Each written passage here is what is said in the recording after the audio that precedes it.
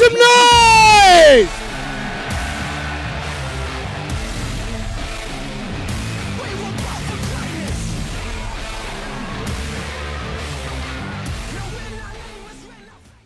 Adelaide, welcome right here to the McGarry Room at the iconic Adelaide Oval, and welcome to World Series Wrestling Unleash Hell!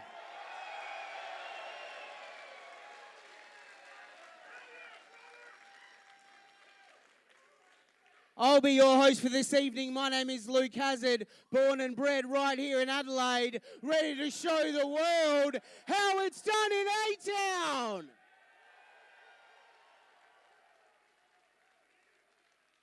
We've got a packed house right here at Adelaide Oval, and we've got thousands watching all over the world on Fight TV.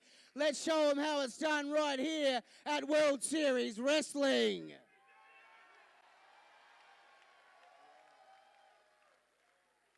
We have a huge night of action for you tonight, including the crowning of the brand new World Series Wrestling Australian Champion in a six-pack challenge match. It's going to be huge, folks. But first, allow me to introduce to you Brian Myers and the brand new World Series Wrestling Champion, Matt Cardona! Welcome everybody back once again. Yes, this is World Series Wrestling. We are on night 3 of the Unleash Hell Tour here at Adelaide Oval. My name is Sean Thomas and I'm here alongside my broadcast colleague, Ben Rosenthal. Sean, thank you very much. I just want to say what an absolute huge honour is it not only to be here for night 3 of World Series Wrestling Unleash Hell Tour, but to see that man on that ramp wearing yet another belt. Ladies and gentlemen, Mark Cardona, your new World Series Wrestling Champion. Exactly right. As of last night in a match, Johnny Downunder put up the WSW World title against Matt Cardona, and if it wasn't for a well-timed belt shot to the head and a shocking turn of events, interference from the head of WSW himself, Adrian Perea, we now have a brand new WSW World Heavyweight Champion in Matt Cardona. Well, Adrian Perea is a businessman, and what's best for business? I'll answer for you. What's best for business is that man there, Matt Cardona, being the World Series Wrestling Champion, with him at the helm, holding all the other titles that he has in his collection. He is bound to bring honour and prestige and media notice to Australia's premier wrestling federation. Make no mistake about it, this is a seismic shift in the landscape for World Series Wrestling. Just 8 months ago, Matt Cardona was out with a torn bicep, and now he has the gold on his shoulder, just like he said he was going to do. He's a man of his words, and I can't wait to... Adelaide! Come on, you guys can do better than that. Adelaide! Adelaide fucking sucks! Wow. Strong words to start the tour right off. Show us some respect. Do you know who this man is? That is the most professional wrestler, Brian Myers.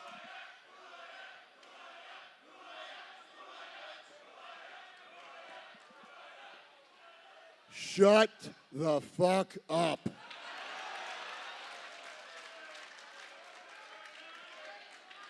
All hail the Death Match King! Your new WSW World Heavyweight Champion. And I couldn't have done it without the help of my broski Adrian. And my broski Brian Myers. Matthew, last night was spectacular. We took Johnny Downunder, his most prized possession, the WSW Championship, but that wasn't enough. That wasn't enough, no. See, tonight, for the first time ever, the most professional wrestler, Brian Myers, is gonna go one-on-one with Johnny Downunder, and I'm gonna put him 6 feet down under, because you'll never see him again. But let's not make this about me. Tonight is about you. And I'm so proud of you, Matt. You're my best friend, my business partner. I prepared a little tribute package for you. Hit it, boys.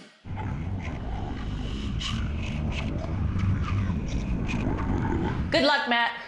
Those are some big old spanks to fill. Wow. Matt, you can do it.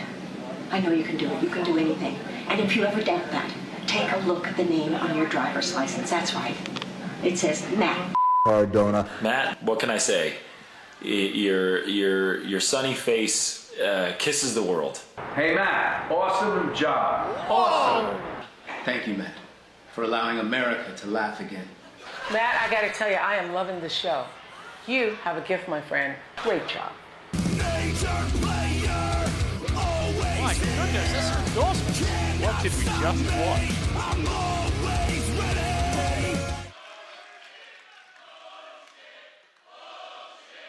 I'm honestly surprised he got that together in 24 hours.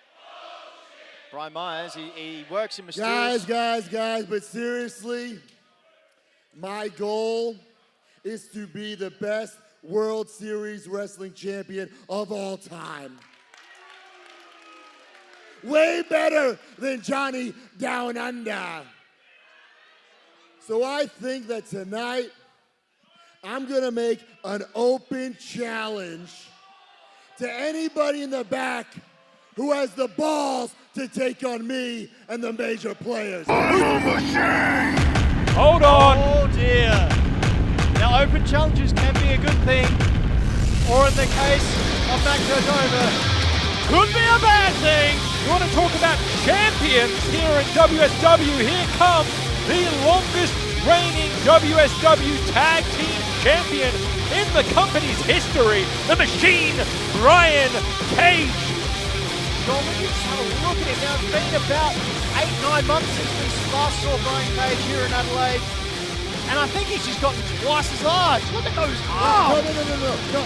I didn't mean someone like you. I didn't mean someone like you, Brian Cage. I meant like some jabroni from Australia. I didn't mean someone like you.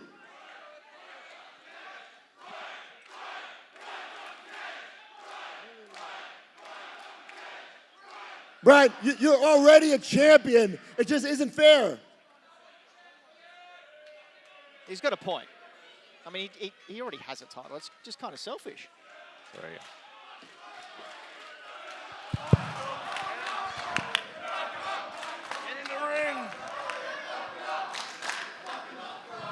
It's called a microphone, Brian. I know Tony Khan doesn't let you touch it often. Oh! I think. It's all right. He doesn't let me touch it too often. But out here, I heard you say you want to be the best WSW champion of all time. Well, I'll tell you something right now. You can't be the best WSW champion of all time without beating Brian Cage. I've been out here. I've done more tours out here than anybody else. I am already a champion, but Flip is actually booked tonight, and I got nothing else going on. So, open challenge, sign me up, open up the door. I'm here, let's do it right here, right now. Right now, we could go straight for an impromptu world title contest. Matt Cardona, Brian Cage. I would, but I think I retore my bicep. I don't think I can wrestle you tonight. Hey, it's fun. I got a torn bicep too. What? No.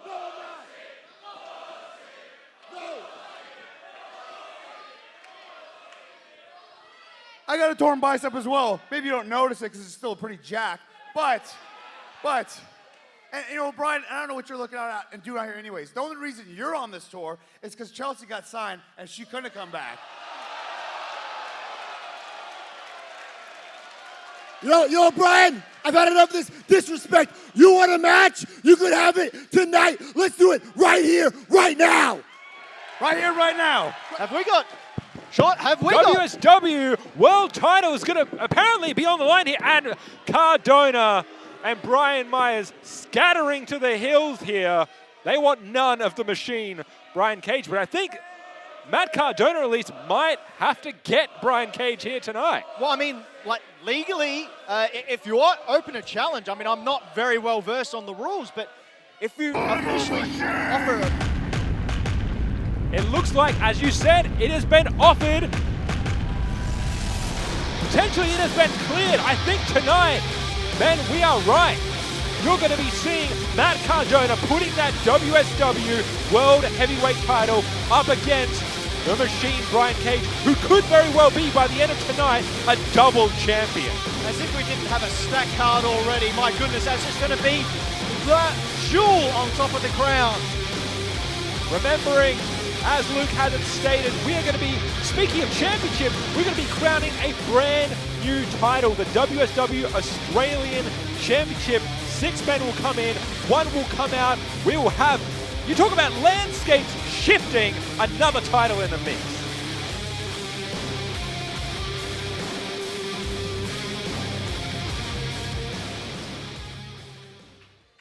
Our first match is a singles match scheduled for 1 fall.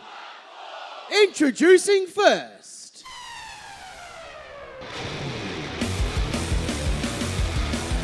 Please welcome, All Half Blake Christian.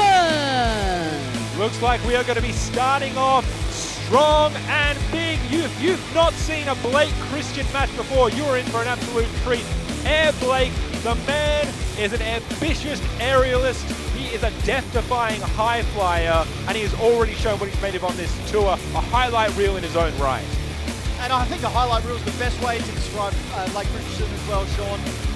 Not a match will go by without seeing something from his high-flying antics, making the reel which promotes any promotion. Oh, wow! Blake Christian, signed to All Elite Wrestling, to Ring of Honor. The man has been making his name over the past couple of years up in the States, and now this is his first tour here, down for World Series Wrestling. And his opponent,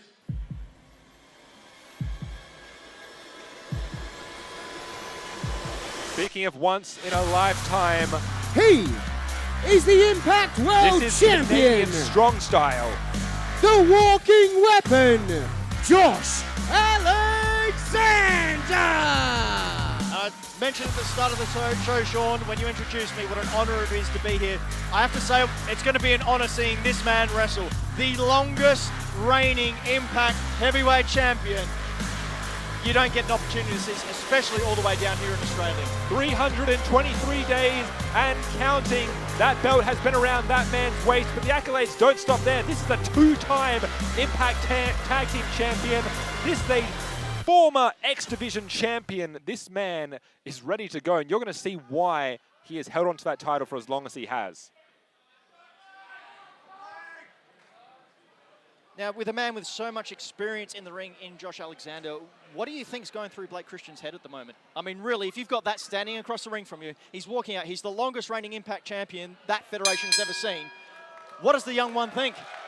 Well, I mean, Josh Alexander himself, such a tenacious tactician. You're not going to have a straight-up ground-and-pound wrestling match with Josh Alexander and come out on top. Blake Christian has to be wondering, how can he keep it on his level, on his pace? And that's going to be up in the skies. That's going to be using his dexterity, his quickness to keep the pace where Blake Christian is most comfortable. It's great to see a show of sportsmanship before the match starts, and we're locked up already.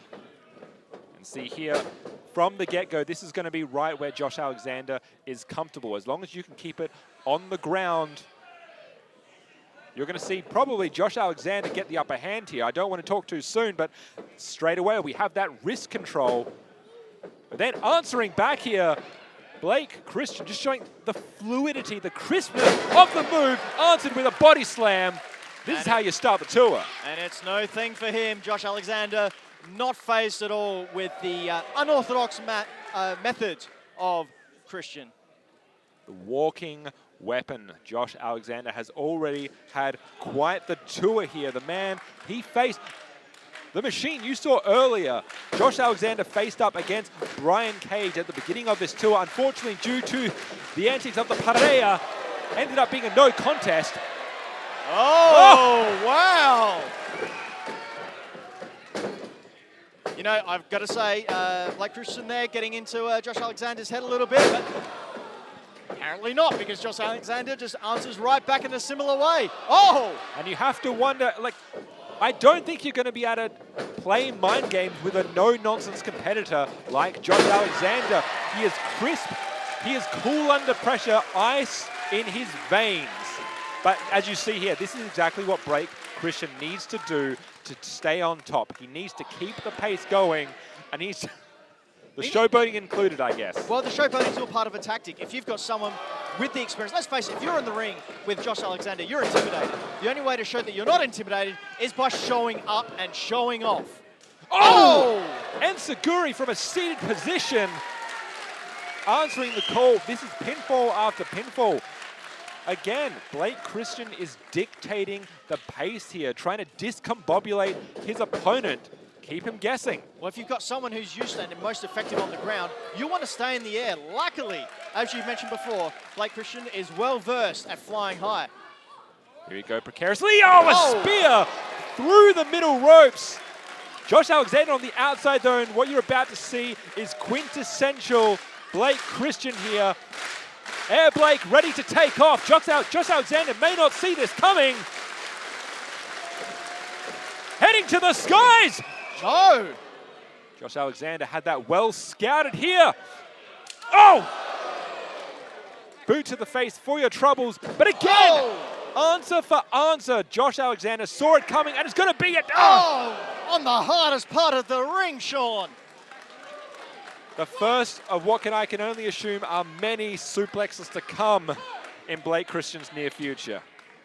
How about the scouting from Josh Alexander there? Like, it was just a flurry of air movements, and all it took was one power move like that to bring Blake Christian down onto the ground, and where he will be dominated by this wrestling machine.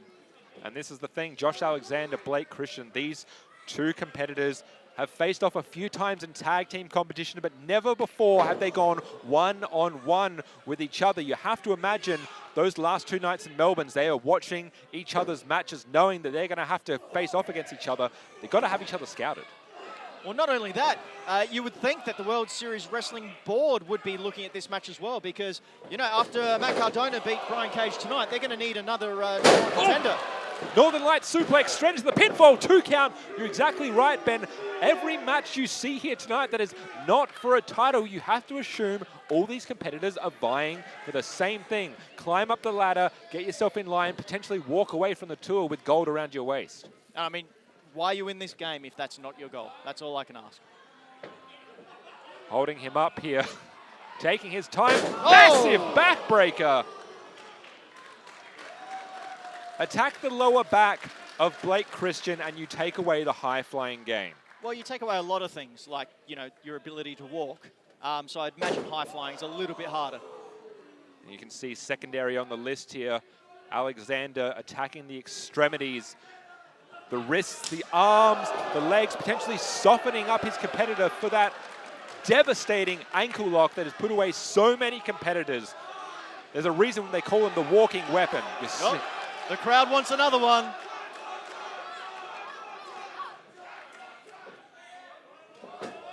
Oh, swing and a miss. Again, maybe taking just a bit too much time to set it up. Paying for it in equal measures. Blake Christian lighting up the walking weapon here. But will it be enough to cause any kind of impact on that champion?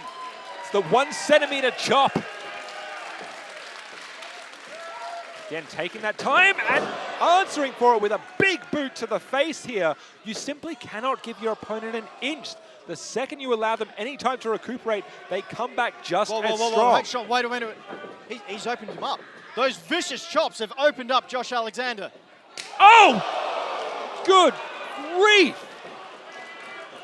I think Blake Christian's soul left his body. And this crowd just wants another one. Vicious here at Adelaide, South Australia, at the Adelaide Oval. I feel like maybe not even for the crowd. Oh, well, there we go. He's a loving man. He's a forgiving man. I feel like the walking weapon has a multitude of ways to dismantle his opponent. Oh, now the mind game's coming from Josh Alexander. You have to wonder whether that headgear does kind of soften the blow of some of those slaps. I dare say that's one of the defining reasons. Oh, why do you wear it? Oh, wait! Crucifix it's pin rolling here! The Impact World Champion almost scouted to perfection by Air Blake. That was almost it right there. We're looking... Oh! Front suplex.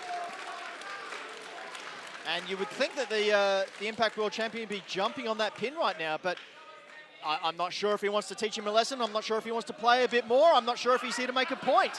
That's exactly it. How much of this is ego and how much is simply not underestimating your opponent, knowing it is going to take a little bit more than that to get the job done. That being said, every single pinfall exerts more energy from your opponent. It's a way to wear them down. Potentially looking for that C4 spike. Flipped out of it by Blake Christian. Oh!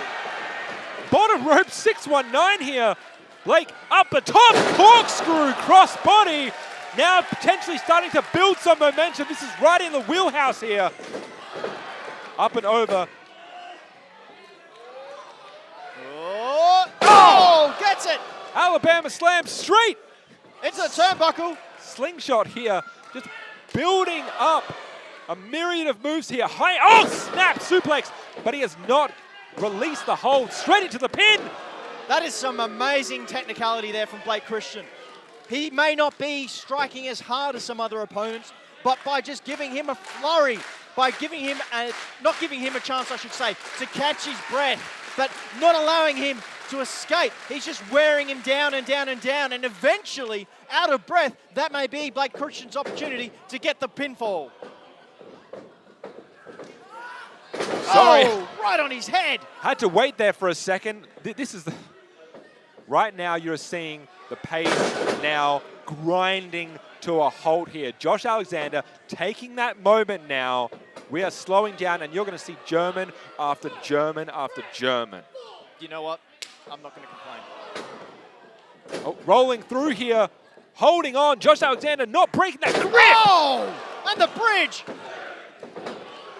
Yeah, I thought he had it there. I honestly thought he had it there. That was a beautiful snap suplex into a bridge. I want to say thank you for the thousands of fans we have watching us on Fight TV here. This is just match one of the Adelaide leg here for the Unleash Hell Tour. This is match number one, Ben. Josh Alexander, Blake Christian. What a way to kick off the night. I'm already exhausted, and I'm just calling it. And now again, going to the well, trying to get that C4 spike. Blake Christian. Oh, again, Tilt-a-well. Setting him up once again here. Oh, running knee. Vicious knee straight to the temple. Springboarding up, and he's caught. What, third time, potentially the charm. Again, Christian has, oh my God, a Spanish fly. That's it, that's got to be it. And he kicks out somehow. The tenacity of Josh Alexander. That's the qualities you look for in a professional wrestler. Someone who doesn't give up no matter what is thrown at them. Christian is taking absolute pains to ensure that that C4 spike is not executed.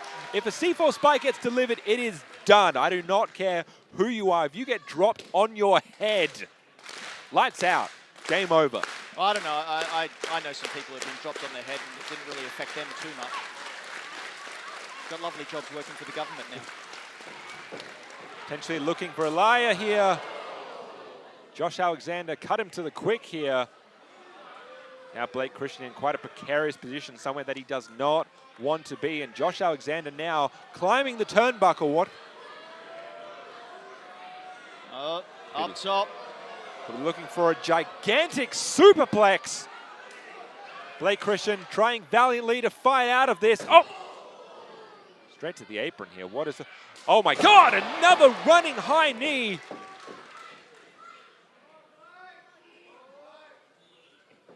What? See, I don't even know. He's so intuitive. I don't. 450! Wow! Oh! Is this it? No, what? No? He's going to ensure the pinfall. You could see that he knew. And the ankle lock! The ankle lock! This is it! This has got to be it, surely. It is that extra second that Blake took to get a better cover that potentially was his downfall here. Blake Christian managed to get out of it. I have to imagine we won't see much. Up and over! I was just about to say I don't think we see much high flying. I guess he's... I guess maybe he's neutered a little bit, but can still fly with the best! Oh, that was not good. Landing dangerously, and immediately you can see Josh Alexander's going to capitalize. That knee was folded underneath him, potentially tweaking the ankle. We don't know at this point. Honestly, that was a dangerous mistake from Blake Christian. Oh, roll up. You have to imagine that ankle is absolutely burning right now. Oh, again, just doing whatever he can, even using those potentially injured feet. Oh, and caught there by Josh Alexander for the 4th time. C4 caught for the 4th time. 1, 2, oh! At what point does Josh Alexander just go, you know what, that's not working? Whoa, super kick. Right out of it. Oh, Pele kick. Blake Christian has an opportunity here. Oh! Springboard moonsault caught. Oh my goodness, we could be looking for the twisting tombstone. Josh Alexander, 1, 2, oh! That's a 2. How did he kick out of that? Surely. There we go. C4 spike, 5th time lucky. 1, 2. That is all over, folks. Here is your winner, Josh Alexander. He had a game plan from the moment this match started. From the time the bell hit, he attempted to hit that C4 spike again and again and again. It only takes one time. And he stuck to that game plan. You saw that he tried something new, but it didn't get the job done. But when your finishing maneuver is so effective as the C4, you have to go to that well just one more time. The walking weapon. Josh Alexander has not been pinned or made to submit on this tour. You talk about people that potentially are in line for that title. I was just about to ask Sean, surely this has to put the champ in direct sight of Matt Cardona. You cannot fault the heart of Blake Christian. Now, potentially these two are going to go at it again, or no? Seal of approval. Blake Christian winning the respect of the walking weapon, the respect of this crowd. Nothing to take away from Air Blake.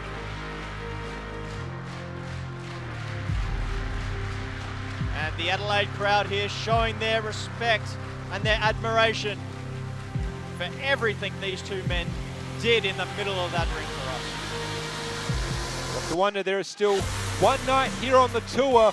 What must Blake Christian do from now? Hold on. Don't get too excited, Sean. I think we're just seeing Blake Christian being warmly welcomed back to the locker room. Come on, Adelaide, let's hear it for Blake Christian!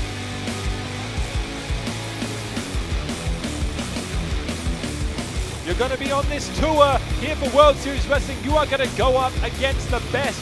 Competition breeds competition. Blake Christian can hang his hat on that. He went up against the longest reigning Impact World Champion, and the man lives to fight another day. Not only that, he held his own. He had him scouted, and we could have seen a very different ending. Our next match is a women's tag team match to be fought under Texas Tornado rules. Introducing first, Texas Tornado rules. Sean, what exactly? I'm a humble commentator from Australia. Little old South Australian Ben Rosenthal. What is Texas Tornado rules? What you're about to see here, Ben, is chaos personified.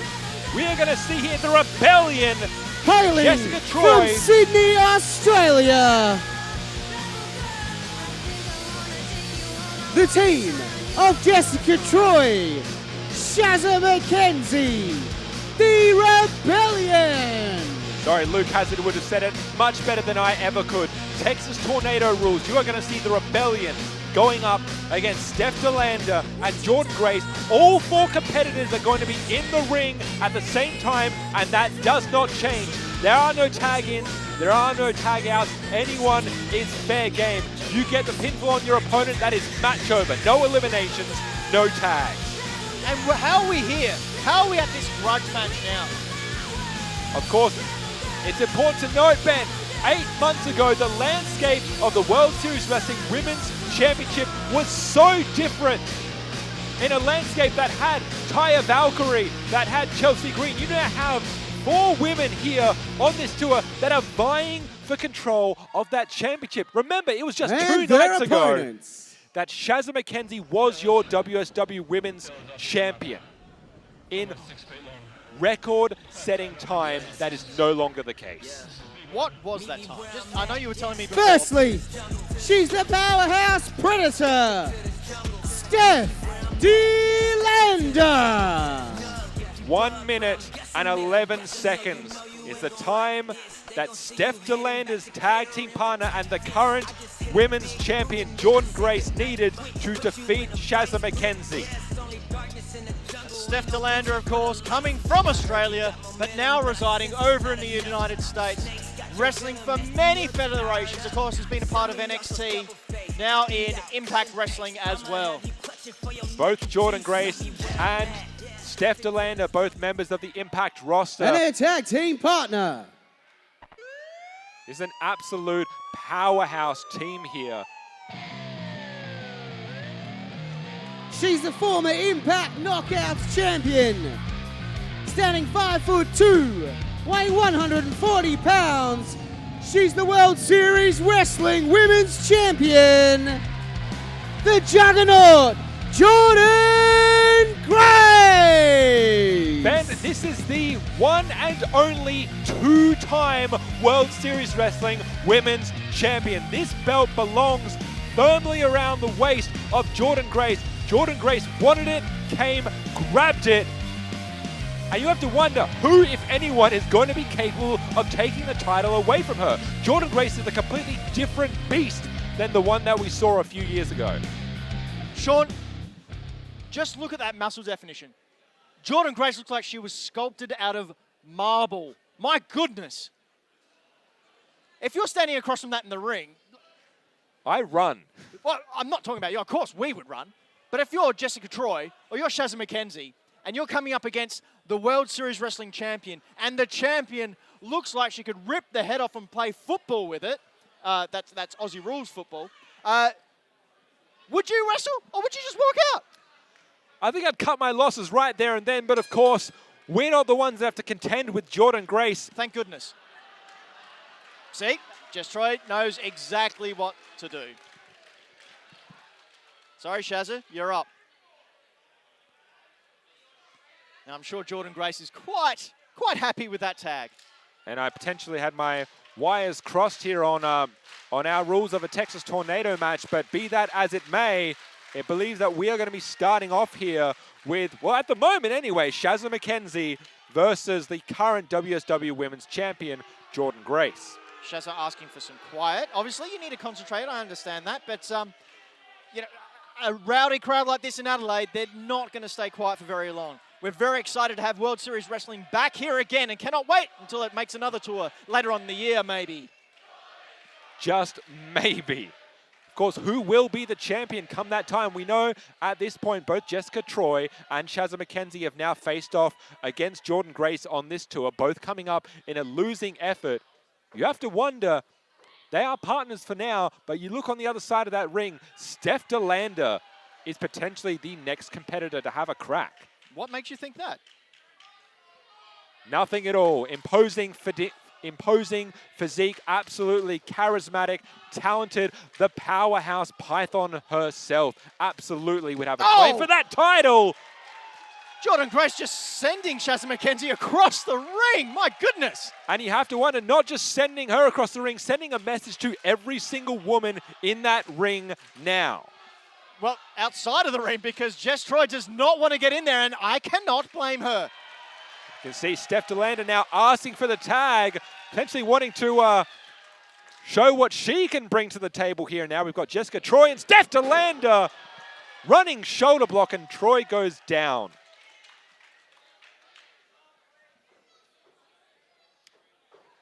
Look here, Jessica Troy, 10-year veteran, former MCW Women's Champion, former 2-time PWWA Champion.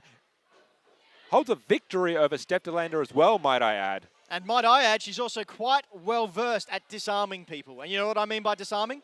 She rips the arms out of the sockets, Sean. It's exactly right. If you don't have the power, you simply cut down the tree. Steph Delander has to be careful. If you leave that limb out, it's going to be ripped the hell out. I'm just going to say, right, real quick, Sean. Look at the way Steph Delander is just cutting out the ring there.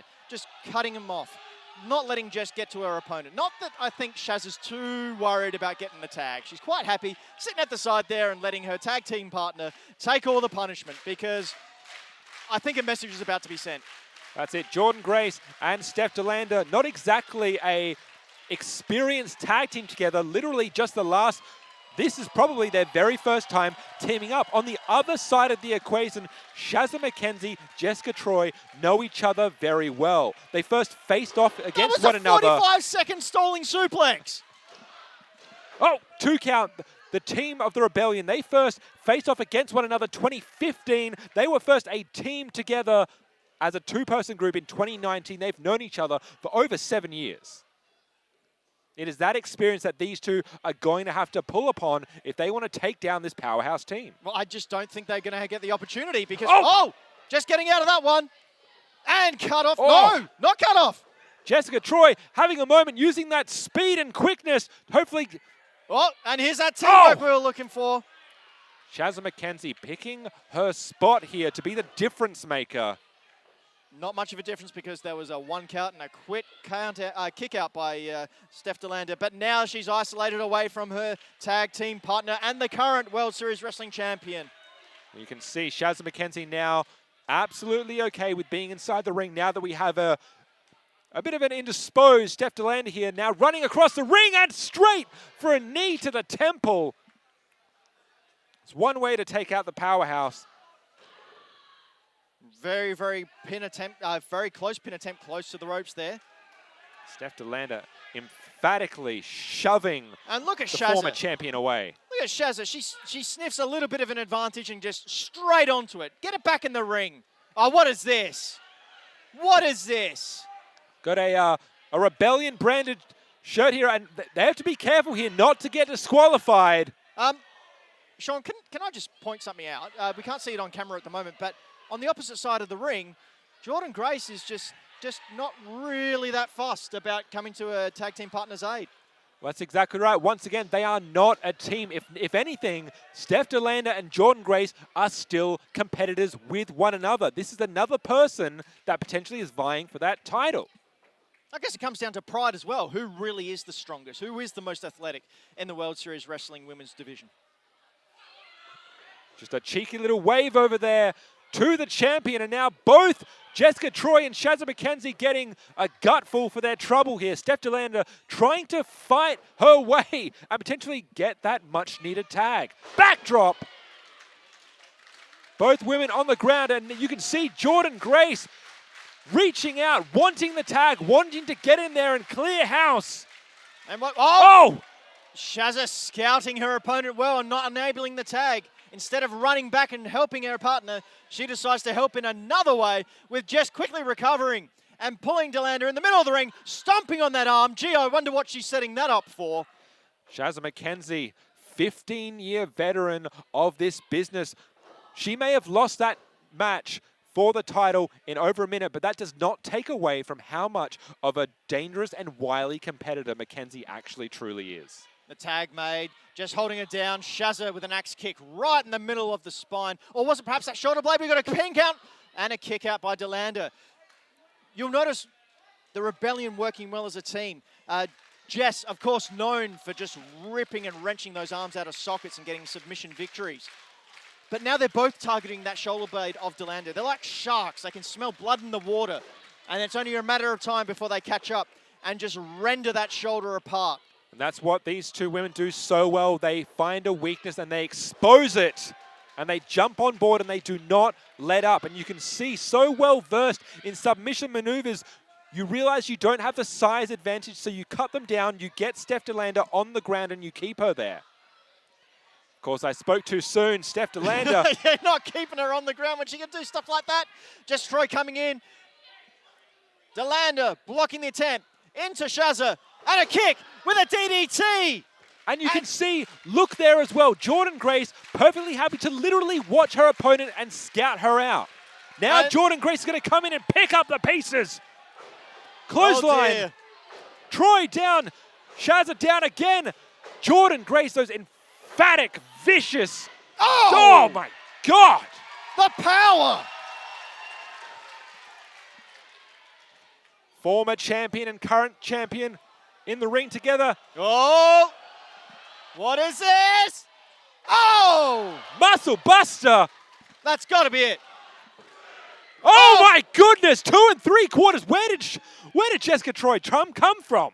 Well, one day her mother and father loved each other very much. They got married. Sorry, not the time. Oh my goodness. Speaking of, well, what it is time for here is double suplex. Oh, potentially not here. Oh my goodness, we are maybe looking at a double submission. Who are the legal people? I've lost it in the cacophony of madness that is this match. I don't know. It is still Shazza McKenzie and Jordynne Grace. You can see on the left side of your screen there. Now the right side. Pinfall attempt. Double pinfall attempt. Now here, I believe, is a bit more akin to that Texas Tornado style here. Oh! Double German suplex with the bridge. Near Just the fall. two. Just the two. Jordynne Grace directing traffic now. What's she saying? Telling Steph Downunder to go to the top. Downunder is not generally a high flyer here. Oh! And that might explain why. Steph Downunder taking a nasty fall there. Shazza sees it. No one's home. Twisting, spinning DDT there. Shazza McKenzie is going to take the opportunity. And a kick out from Jordynne Grace. It's going to take a lot more to put her away than that. Now, I know we saw Jordynne Grace take a few hits there, but you have to think she's still a little bit more fresh than Steph Downunder, considering the punishment earlier in the match that Steph took in the middle of the ring while Jordynne was on the side. Not probably the best tactic on behalf of the Rebellion, but, you know, wearing down a muscle-bound unit like Jordynne Grace it's harder than you would think. Don't know if you noticed there, but that is not the legal person. Steph Downunder tagged in just prior. Jordynne Grace is not the legal woman. Throwing her out. What is that? Talk about every woman for herself again. This is competitor against competitor. The Death Adder. 1, 2, 3. Ben. Steph Downunder throwing down the gauntlet. That is a clear message to the champion. Steph Downunder and Jordynne Grace. I don't want to say I'm shocked because obviously it's the best person wins and every pinfall counts to something. And well, it looks like Jordynne Grace does take offense to it. Drawing the ire of the champion, and now Jordynne Grace, Steph Downunder are starting to go at it. This is not a sanctioned match. Oh my God. Oh, Steph Dowunder's got that claw around the throat. Jordynne's up. Boom! Massive chokeslam. Statement made by the Python Powerhouse. What? Steph's got the belt. She's got the women's title. And Steph Downunder making her intentions very, very clear. There is still one night left on this tour, Ben. These women are not done by a long shot. By the end of this tour, this could be the sight you see once again. A brand new WSW Women's World Champion in Steph Downunder. Of course, for now, worth noting she is not the champion. Jordynne Grace, the juggernaut herself, leaves Adelaide as your champion. It just goes to show how much that champion means to these people. Like, really, I mean, I understand they weren't a tag team, but they were on the same page. They did work as a cohesive unit. I mean, at what point did Downunder go, you know what, I'm going to take this opportunity to stake my own claim? Is it a spur of the moment thing, or was it a subtle plan all along? Did Downunder go to management and sort of request this match so she could make her statement, so she could be propelled into that contendership. It's exactly the kind of thing that we can speculate about but never truly know. What is for sure here? Well, I need to know, Sean. I need to know. I need answers. When am I going to get answers? Potentially tomorrow night. You're not going to get them tonight, Ben, but by tomorrow, we may know Steph DeLander's true intentions and what that means for the state of this division.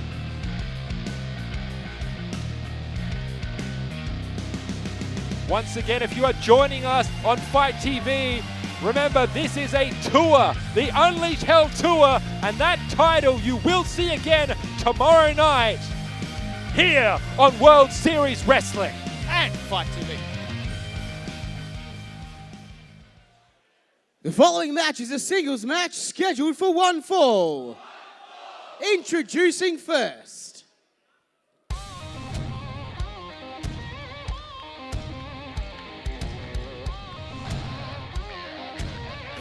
The tour continues on here. You saw him at the beginning of the night. Hailing from Queens, New York. Weighing in at 231 pounds. He's accompanied to the ring by the World Series Wrestling Champion, Matt Cardona.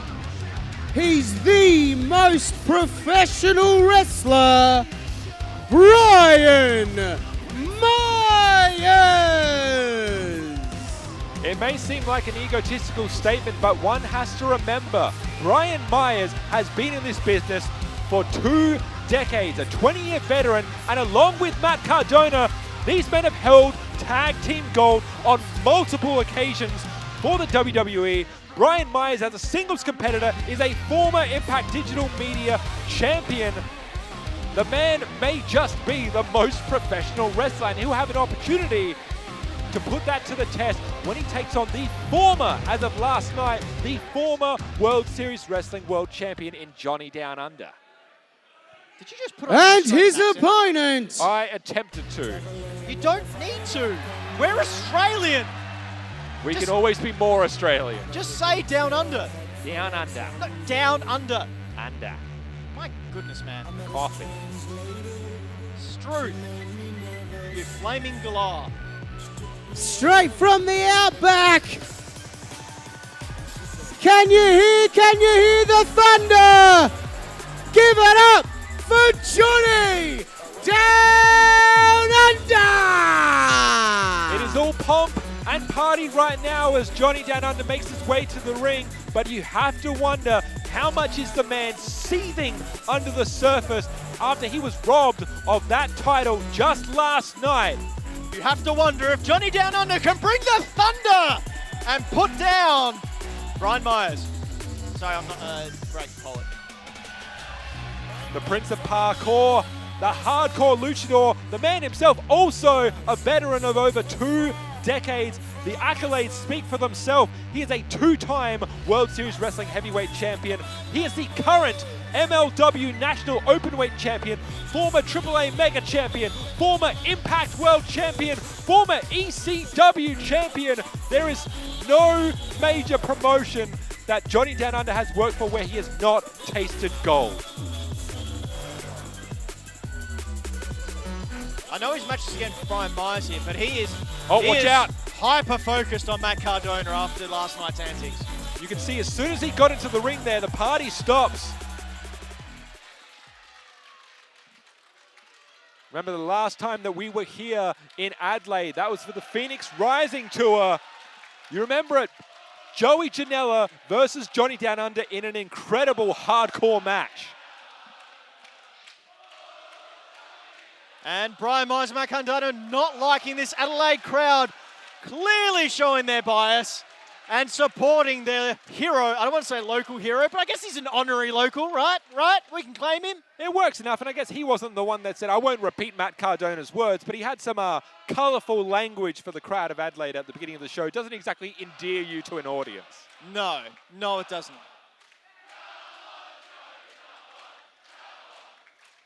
I feel like we're at the cricket. For our American watchers, what's cricket, Sean? It is a, it is No, like, you got to know what a crumpet is to know what cricket is. It's like baseball, but not. Here we go, Brian Myers, Johnny Downunder in one-on-one competition. Brian Myers looking to add insult to injury here. Matt Cardona can do it, so why can't I? Well, I mean, Brian Myers and Matt Cardona have been like working together for years and years and years. When you fight one, you fight the other. And honestly, I think Johnny Downunder's okay with that. Exactly right. Now, I mean, a thing to keep note of, this is another... Oh. Do you want to explain what this is? It is a, well, what, the enziguri or the dance? Well, I think we all know what an enziguri is, Sean. What was the dance? Dance is a long-held Australian tradition that, as far as I'm aware, happens absolutely nowhere else in the world. No, and it happens exclusively in our primary school. In fact, it's part of the education syllabus. The Nutbush City Limits. Nutbush City Limit. Limits, there's more than one. There's many. Many limits. And speaking of many, there has not been many times that Johnny Downunder and Brian Myers have faced off together. In tag team competition, yes, but this is the first time one-on-one that the two have faced off. Another first for our World Series Wrestling audience. Coming at you live from Adelaide, South Australia. Brian Myers, I don't know if this match has actually officially started yet. He's yet to make his way into the ring. Well, I mean, even if it has, can you blame referee Michael Kent for not counting him out? Flipping the bird, potentially now making their way home. You have to believe both Cardona and Brian, I'm sure, cannot wait to leave this city, to leave Australia. They've said it themselves here. They are here for one reason and one reason only, to make money. And now they've also got the goal to back it up. Oh, strong shoulder block. And a little bit of copyright infringement there. Mind games, that's for certain. Johnny Downunder, now I think he's having some fun. He's feeling it. He's feeling what this audience is giving him. They're giving him the energy. They're giving him the cheers. They are giving him the confidence to extinguish the rapidly lighting flame that is Brian Myers. Brian Myers, on the other hand, not exactly gaining strength or energy from the crowd, yelling obscenities, profanities.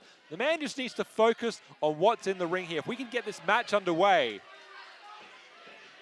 we can finally see if this man truly is the most professional wrestler. Now it looks like both men in the ring, we're going to get this underway.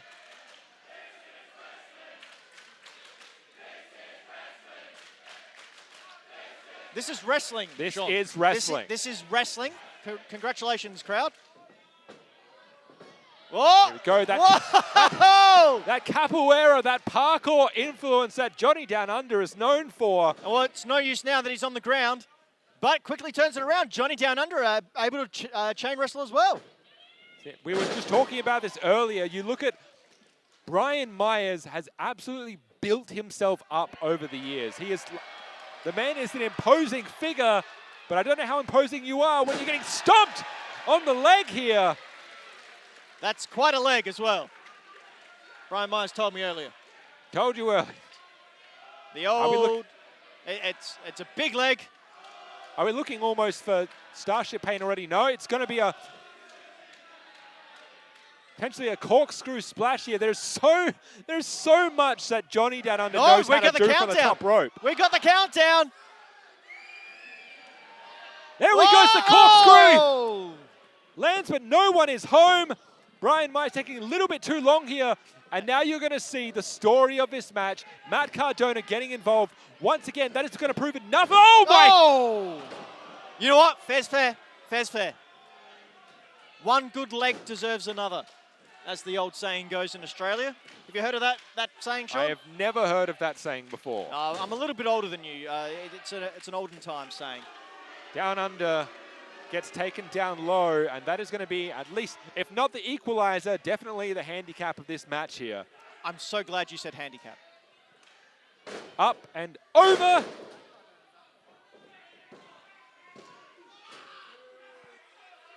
It's going to take more than that to take out Johnny Downunder here. I think Brian Myers just wants to get out of here as quickly as possible. Well, that's exactly right. Brian said he wanted this match. He wanted to make an example out of Johnny Downunder here. Well, what's a better way to make an example than finishing him off quicker than you would at dinner?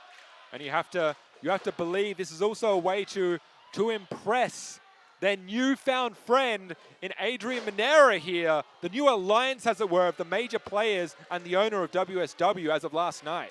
We still don't entirely know what exactly this alliance means, what it is for. Adrian Manera did say, now you have a champion that you deserve, that you could be proud of.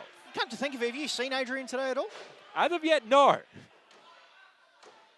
I'm sure he's here in Adelaide. I'm sure he'll have something to say here tonight. But the fact of the matter is that, as I said, this changes the dynamic of the tour here.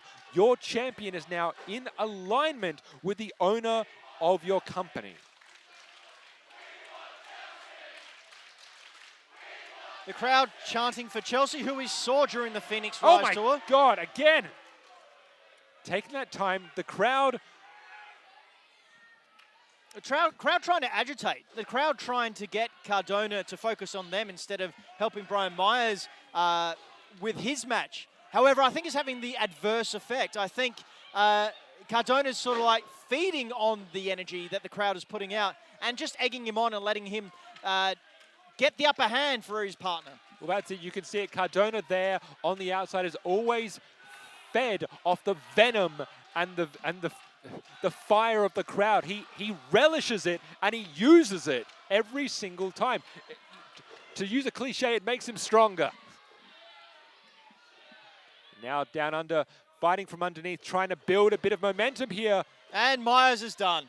Nope. Up and over. Oh, slingshot. Hitting home, hitting true.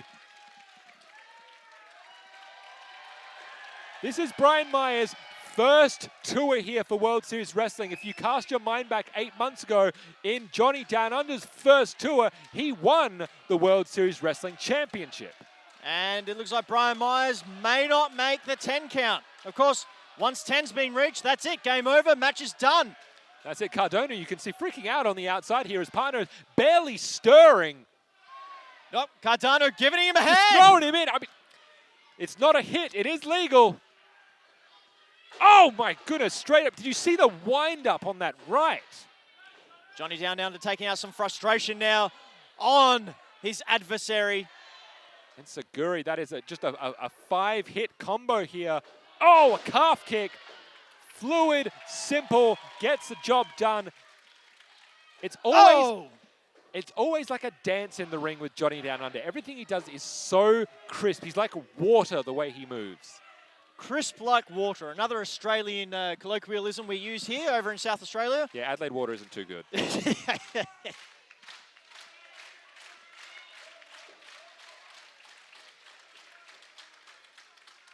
Attention looking. Oh. Coming here. Ensaguri meets Ensaguri. Oh, kick to the midsection. Now looking for the, oh my God. Edge inspired, that DDT could be over right here. Oh my goodness, 2 3/4. You got to look at Johnny now in the middle of that ring. He is hurting. He is feeling it now. Brian Myers may have the swing of momentum going with him. And you can see now, Brian Myers has it scouted. He might be looking for the roster cut here. That devastating lariat that has put many a superstar away, many a wrestler. Johnny may not see it coming. Here we go for the run. Oh! Answered with a big boot. And another! Johnny lining him up. Pulls the trigger. Oh, yeah, sees that's the leg scouted. Oh, right to the kidneys. Winding up, heading through. Oh, a release German suplex to go straight after the champion. He had his eyes set. Johnny Downunder knows exactly what he needs to do. Cardona now running away. He's still in the ring here. Oh, this could be a DQ. Not so much a DQ. Taking advantage here. Straight over. That'll be it. That is all she wrote here. 1, 2, 3. Here is your winner, Johnny Downunder!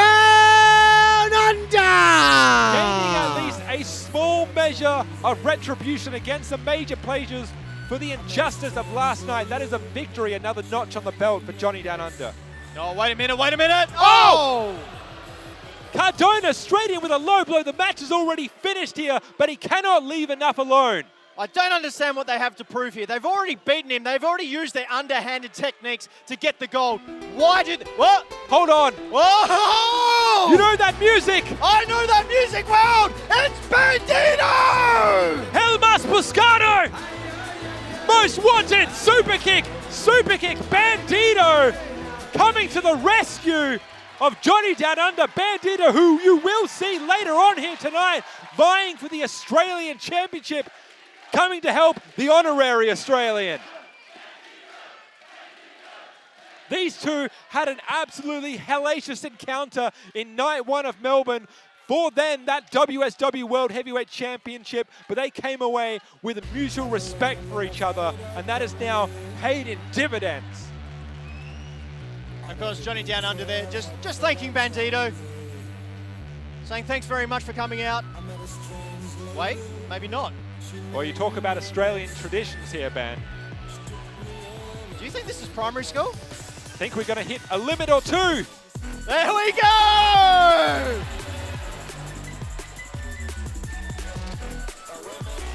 There you go. Crisp like water, Ben. Sean, they're like pretty water. good. They are pretty good. I'm sure there's some Australian in there somewhere because that was magic. This might be exactly the sort of incentive that Bandido needs as we see him later on tonight in that six-pack challenge. Bandido goes against Flip Gordon, Chris Basso, Effy, TJP, and Joey Janela. One of those 6 competitors will be your WSW Australian champion here tonight. And I gotta say, after seeing that performance, I think Bandido's got it in the bag. That man is an honorary Australian if I've ever seen one, and it would be an honor and a privilege to see him carry that brand new World Series Wrestling Championship. Of course, we are only probably around halfway through the night, Ben. There's still plenty more to come, including that WSW World Heavyweight title that will be on the line. Remember, the gauntlet was thrown down. Matt Cardona said, I will take on anyone, and the machine, Ryan Cage, answered the call. We will see that in the main event tonight. Welcome back, Adelaide! Adelaide Oval, welcome back to World Series Wrestling Unleash Hell, and welcome back to everyone all around the world on Fight TV. We still have a big evening of matchups for you folks, but up next is a six-pack championship challenge for the World Series Wrestling Australian Championship. Are you ready, Adelaide? Are you ready to unleash hell? Introducing first, Sean, I'm excited for this. weighing in at 83 kilograms, from Cardona, Mexico, the most wanted, Bandido! As I was saying, Sean, before Luke Hazel so rudely interrupted me, not only am I looking forward to seeing a brand new World Series of Wrestling Australian champion, the very first be crowned tonight, but I am exceptionally excited to see this man finally in action, Bandido! You're absolutely right. We have seen now that brand new title, beautiful as it looks. 6 men are going to be vying to become the first ever Australian champion. And now making his way to the ring, Helmas Buscado. This is the former Ring of Honor champion, former Ring of Honor World 6-man tag team champion, former PWG champion, and he won the Battle of Los Angeles in 2019. The man is power personified. Bandido. The man, as we were discussing off camera before as well, Sean, who once had every major wrestling company wanting his signature on a contract so they would wrestle for him. And we are lucky enough to have him here in Adelaide, South Australia Introducing next, for World Series Wrestling.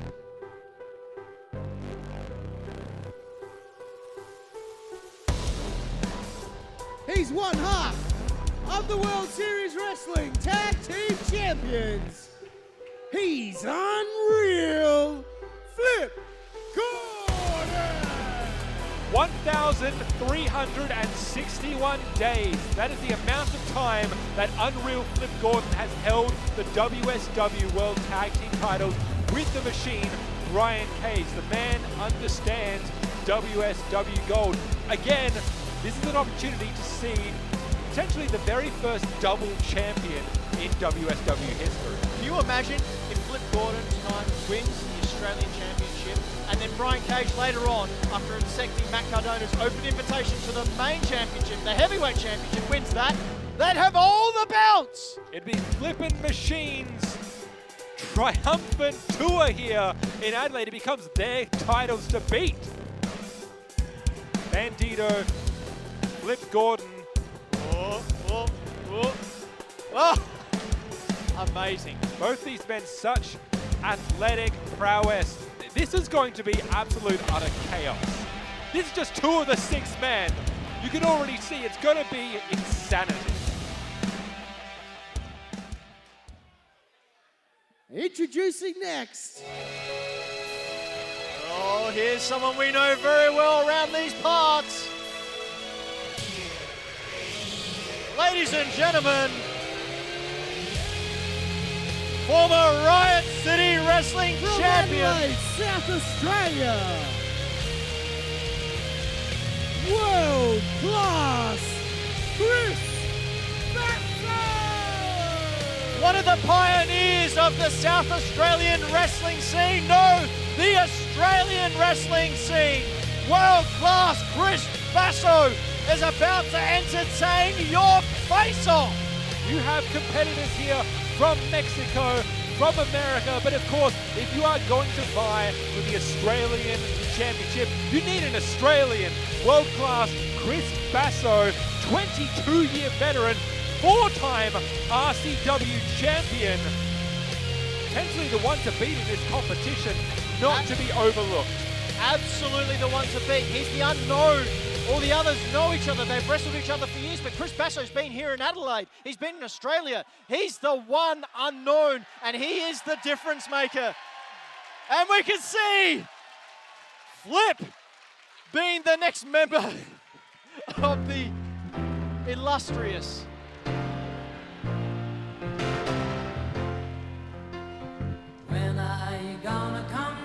Sorry, I was lost in thought there. I'm not familiar with Effy. If you've never seen an Effy contest, you're in for an Effy treat, man. What? An Effy treat. An absolute Effy treat. It's the hedonistic heavyweight himself. No, dare I say it, the Deadly Daddy. Effy, the Deadly Daddy, my friend. Adelaide! This is Effy!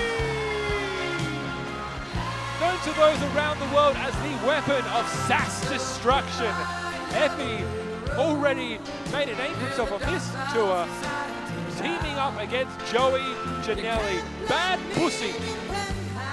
Bad pussy, my friend. I have no idea what you're talking about. Just close your eyes and enjoy the show.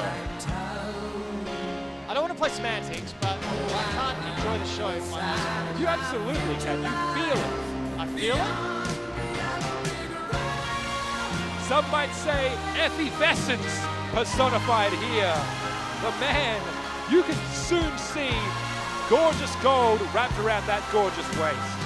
I appreciate the choreography more than anything, to be honest. What do you think you do then? So, is Bandido is he making it rain? I love how much enjoyment all the competitors are having, considering we're about to be vying for the first time Australian Championship. I think that's sort of epitomises Australia. Just having a laugh, having a good time. Don't take things too seriously. He's a 2-time former Impact X Division champion, a former WWE Cruiserweight champion, and the current New Japan Pro Wrestling Junior Tag Team Champion from Los Angeles, California, TJP. The accolades speak for themselves, don't they? TJP, an international cruiserweight superstar, a true superstar. The man, as Luke Hazard said, is the current IWGP Junior Heavyweight Tag Team Champion, member of United Empire with Will Ospreay at Aussie Open. Can you imagine TJP going back to New Japan with an Australian Championship and Aussie Open being sitting there going, what? What? Exactly right. This is the kind of title that you can take internationally. You can defend this overseas. Imagine representing Australia around the world. Imagine who could grab hold of this title after tonight. This is the thing, man. The opportunities are there. I cannot wait to see this match. Well, we've got an amazing main event coming up later on, but you know, that was sort of impromptu. We weren't sure what was going to happen there. This match, I have been eagerly awaiting for months. And this isn't even the full spectrum of competitors that are here. There's still one left to go. 6 men, Ben. And finally, I'm a bad, bad boy.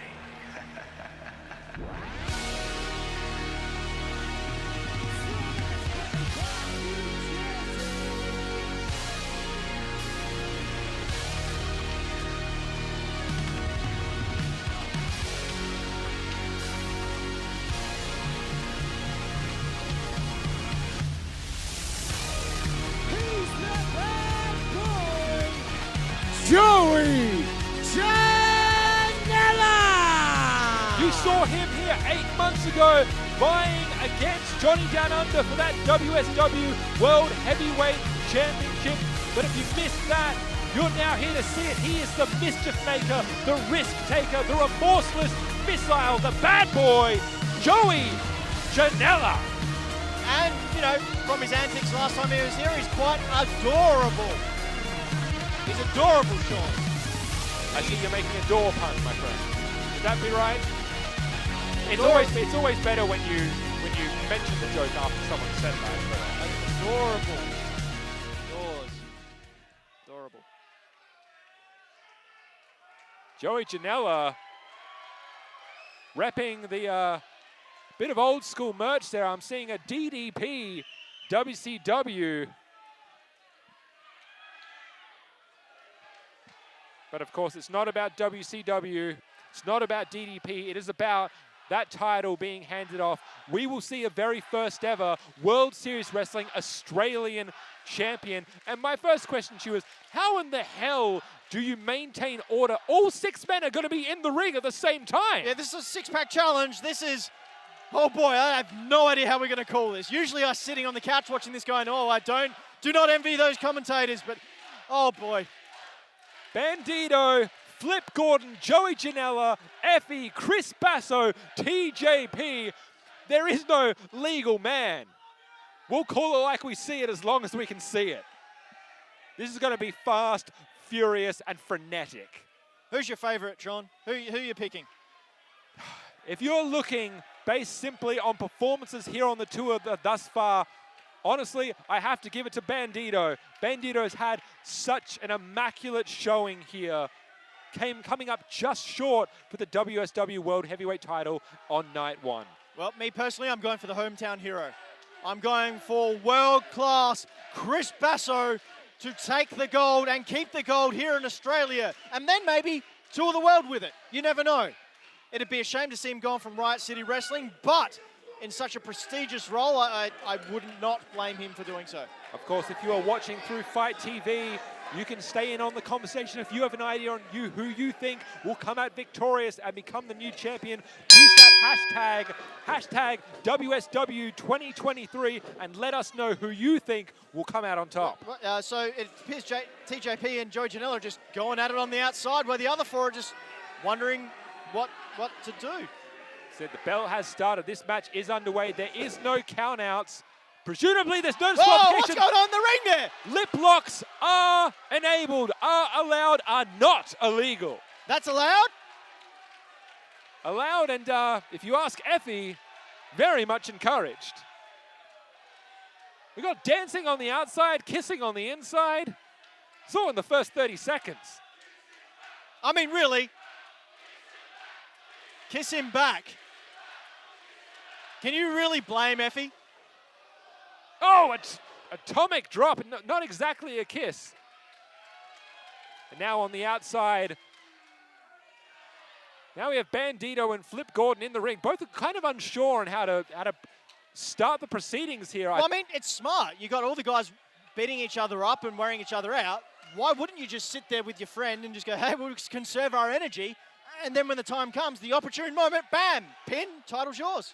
Of course, remembering, even though there is no countouts and no disqualifications, those pinfalls still happen solely in the ring. So Flip Gordon and Bandido are the only ones, at least for the moment, who can pull out a victory here. So the ones on the outside have to be careful. You may be conserving energy, but you need to be aware of not just the competitor you're facing, but each and every single other person.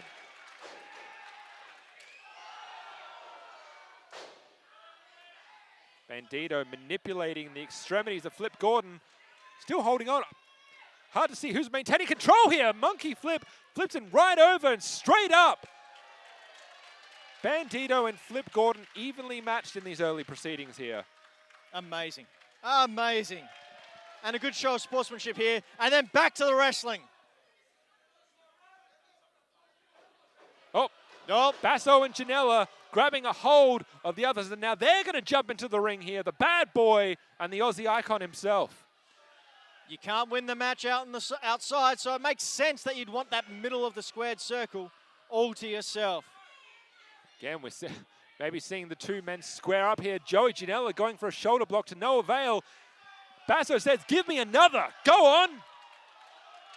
And a lot of you may be wondering, where are the other four competitors? They are smart. They are using their brains. These two in the ring enjoying the limelight. Chris Basso is an excellent wrestler, but he also admires the applause. And Joey Janela, we know, loves the attention. So, of course, they are going to want to be front and center stage. Oh! That is... Again, dirtiest player in the game. Chris Basso taking a moment, potentially not vision obscured here, but still able to get a well-placed kick there to the midsection of the bad boy. Out of the corner here, jumping to the middle rope. Oh, straight through with a second rope hurricanrana. Janela's out. But Effy is jumping in. Back for round two, potentially. Effy and Basso. Now Basso having stern words. No more kissing. This is about wrestling. See why he's called the weapon of sass destruction here. It's hard to say. Oh, Effy hadn't scouted. He knew what was going on. And pow! Kisses. Right to the kisser. There we go. There we are. Back in 1955. Now Basso charging forward here. Caught with a big boot. Effy's to go to the second rope here. Flipping. Swearing through. Do not let the man games fool you.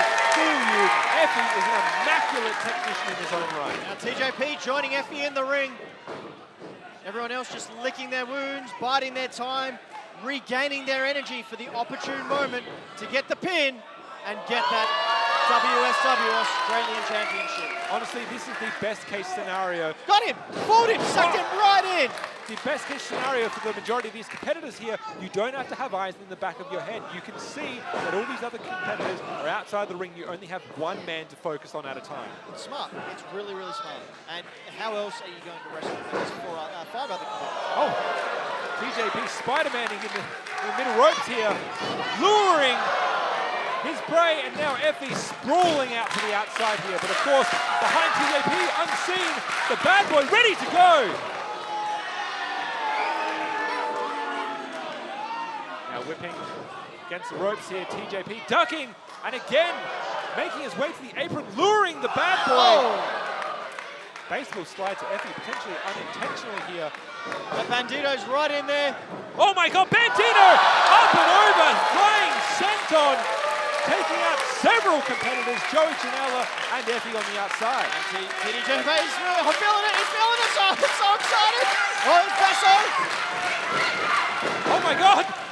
Suicide dive. Basso to the outside. Effy again taking the brunt of the action here. Effy is just not going to give it a break. And now it's TJP's turn. No! Left Flip wants to turn. Unreal. Flip Gordon. Human highlight reel. Now? Does he get his turn now? TJP calling the shot. Unless the ref wants to have a go, I think TJP is going to be unimpeded.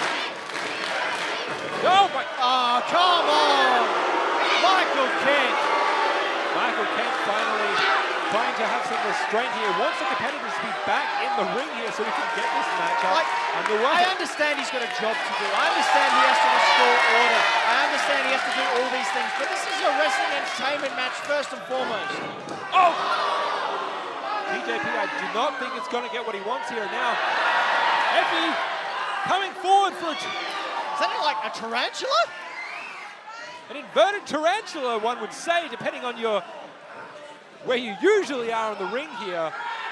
TJP is not going to get his wish, at least for the moment. As comfortable in the skies as he is, but Effy is now taking control. Going to suplex him back in the ring. No, TJP managed to avert the center of gravity. Oh, it's a suplex to the outside! Taking out anyone and everyone. He's feeling it. This is it. This is his chance now. Here we go. TJP is flying high.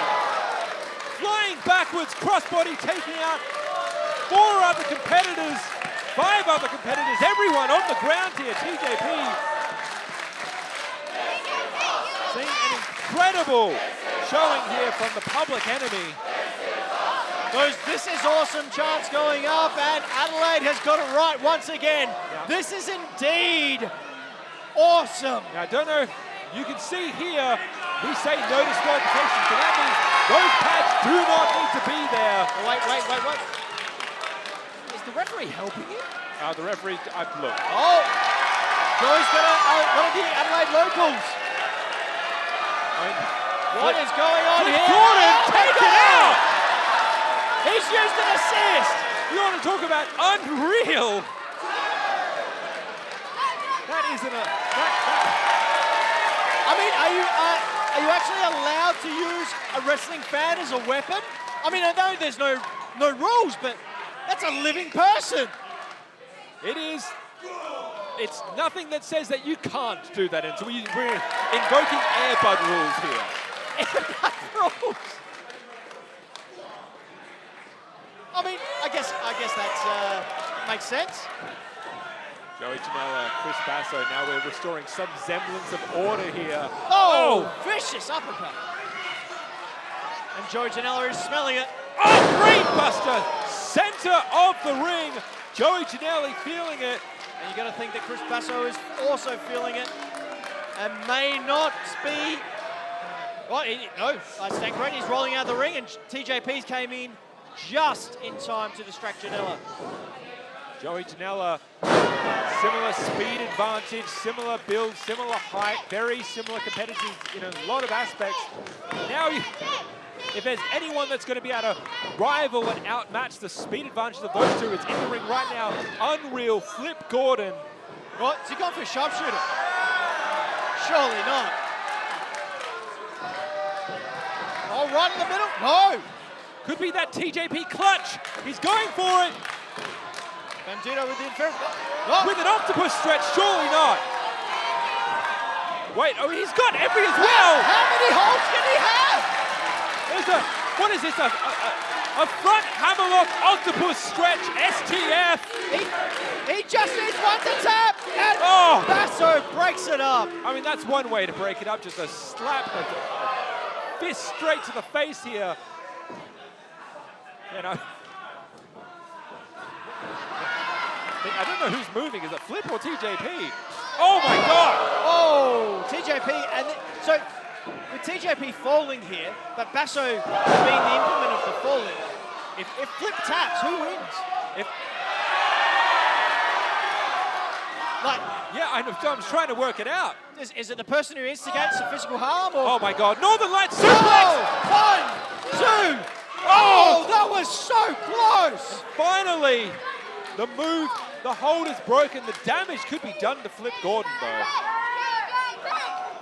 Well, we said it earlier in the night, one way to ground an airborne high flyer is to take out those ankles. What's Effy doing here? Effy, his elbow, what's going on? No. Looking here for a leg lock, a head scissor, but with shoulders on the mat here, Effy has to be careful. Has to be careful, but you'll notice where Effy's falling. Right near the ring ropes. Of course, if he can break any kind of submission or pinfall by being underneath the ropes or grabbing onto those ropes. That's exactly right. It's that ring awareness that Effy is utilizing here. Oh. Now, potentially looking for a surfboard stretch. Grabbing the arms. Up and over here if TJP can use the momentum of the body here. Can he get it? Can he get it? Straight up and over! Janela in. Wait a minute. Janela going for a pin. That's genius. Oh my God, a flip breaking it up. My God. 2 9/10. Joey Janela almost becoming the Australian champion here. And now Bandido's back in the ring. The freshest of all the 6, I would say. Bandido, El Mas Pescado against the cornerstone of Australian wrestling here. Chris Basso, Bandido, this crowd is feeling that this crowd is electric. I'm not going to lie, Sean. This is a dream match I never knew I wanted to see. Weirdly, this is as impartial as we're meant to be. If you ask us for our picks, these are the two right here. Absolutely. Oh, vicious kick by Basso. Jumping forward, utterly kind with a big boot by Bandido. Oh! Reciprocated. I did not expect these two to be trading heavy blows like this. There you go! Holy crap! The incomparable strength! One-handed military press from Bandido. Scaling straight to the top rope here. Has it scouted. Oh! Speaking of has it scouted, Basso up and over before any damage can be done. Just getting up here in the fireman's carry. What exactly does Basso have in mind? Oh! Fireman's drop landing awkwardly on the top and tumbling to the outside does Bandido. But if you look behind Basso here, Flip Gordon laying in wait. Oh! Missile drop kick off the top rope. Beautifully done, especially with somebody who quite possibly is carrying a bit of a knee injury. Exactly right. It was a good couple of minutes that he was caught there in that vicious STF. And now, being caught. Oh! Bulldozing. How does Janela get away with using people as weapons? Exactly it. I called him the remorseless missile. The man simply aims and fires with no regard for his own body. Oh! Looking for the leg lock DDT. Effy could have it. This could be over right now. Joey Janela wisely rolling over to the end. Flatliner there by Bandido. Now potentially. Oh, here we go. Looking for that frog splash. Here we go. Frog splash! Now, he almost felt that TJP was in the ring. Meant to rise the occasion, hitting with a super kick. This is starting to kick off. My God, you can see the precision. Agility. I can't even see him. They're blurs. Straight away into the submission hold, the octopus stretch here. Joey Janela has it scouted. I think TJP managed to get his hand up just in time to block most of it. But anyway, you're still going to have your hand being... Oh my God! 21 plex! That's it! Surely that's it! Bandido just needs to crawl over, drag Joey Janela to the middle of the ring, and that title is his.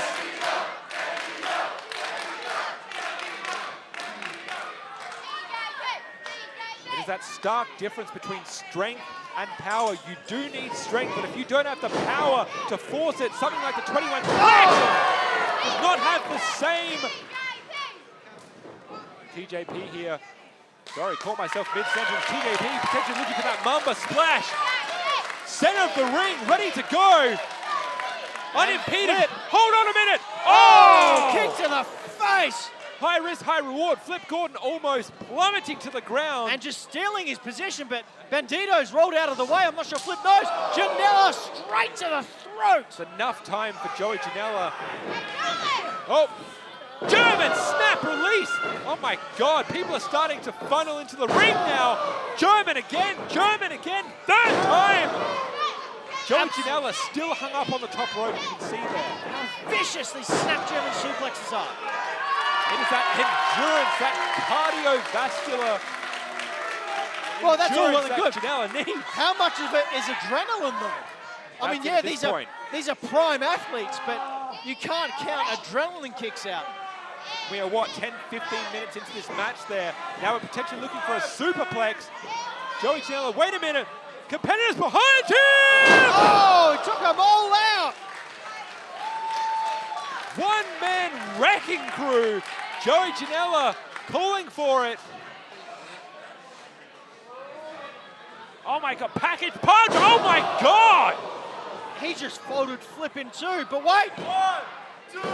Oh, Melba splash to break it up. TJP out of nowhere, Ben. Sure, that took it out of Flip, took it out of Joey, but it also took it out of TJP. How are you going to crawl over if you can't breathe, if your ribs have been crushed from that impact? This is a crucial moment in the match here. It is literally anyone's ball game.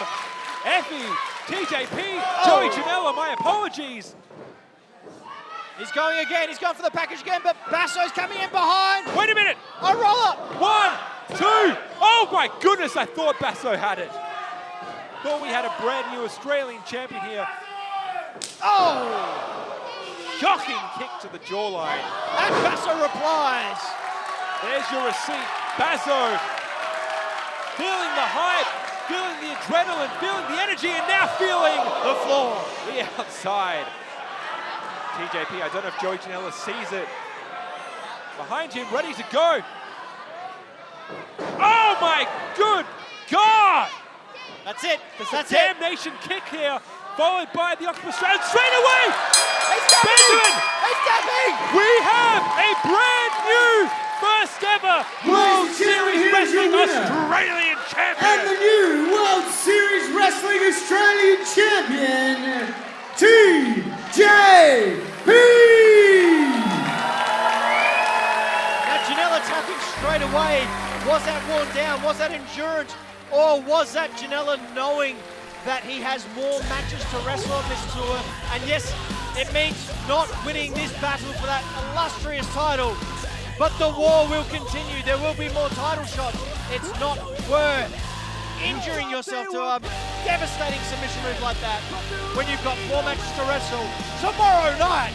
And you notice TJP has put away many a competitor with that damnation kick, but he was not fit to leave it there. Wanted to submit to put an emphatic full stop and ensure the victory here tonight. TJP is a first ever Australian champion. What a contest! We see in the background there the other competitors limping to the back as the champion is crowned. TJP will be taking the World Series Wrestling Australian Championship title back to Japan. Let's hear it for the World Series Wrestling Australian champion, TJP! And I, for one, Sean, want to know what Aussie Open have to say about this. You have to wonder who steps up next, because TJP, now more than ever, is a marked man here at World Series Wrestling. Brand new belt, brand new opportunity, brand new chance to stake your claim and carve out that flag to place it in here in World Series Wrestling. Now I've got to ask, what are the odds of getting TJP to relocate? I mean, I know some people. I'm sure Riot City Wrestling would be happy to have him on board, being the Australian champion. It'd be an honor to have him here. Sorry, America. See, TJP looks very, very comfortable with gold around his waist. Tomorrow at least, but you have to imagine this is not the last we see of TJP here at World Series Wrestling. The man could be the next one to go 1,361 days with WSW Gold. If it means we get him here again, I would be more than happy to see that gold record broken. TJP, the first ever World Series Wrestling Australian champion. It's not the only title that is left to go here tonight. We still have the World Heavyweight title in our main event tonight. Brian Cage will still have to go one-on-one with the indie god himself, Matt Cardona. We could see another title change hands on another night here on the Unleash Hell Tour. Now you have to wonder, obviously Matt Cardona will have Brian Ayers at his side. But will Flip be able to make it out here, be at Brian Cage's side, to equalise everything, to equalise the odds? We saw him limping off there before.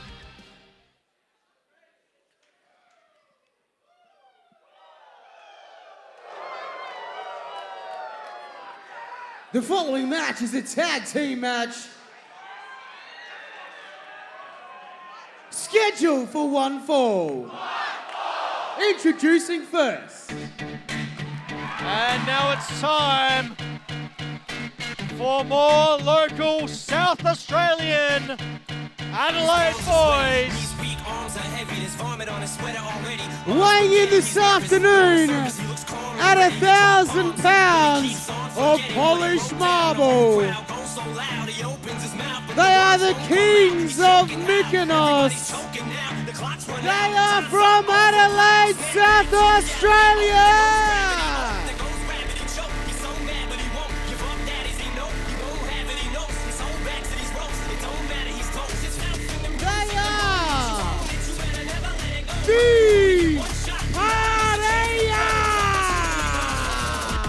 Then the last time that we saw the Perea here in Adelaide for World Series Wrestling, they took the flipping machines almost to the limit.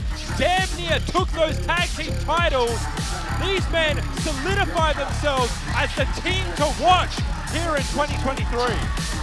Not only in World Series Wrestling, in Riot City Wrestling and all other fans across Australia and across the world, the Perea are taking names and beating them to the ground.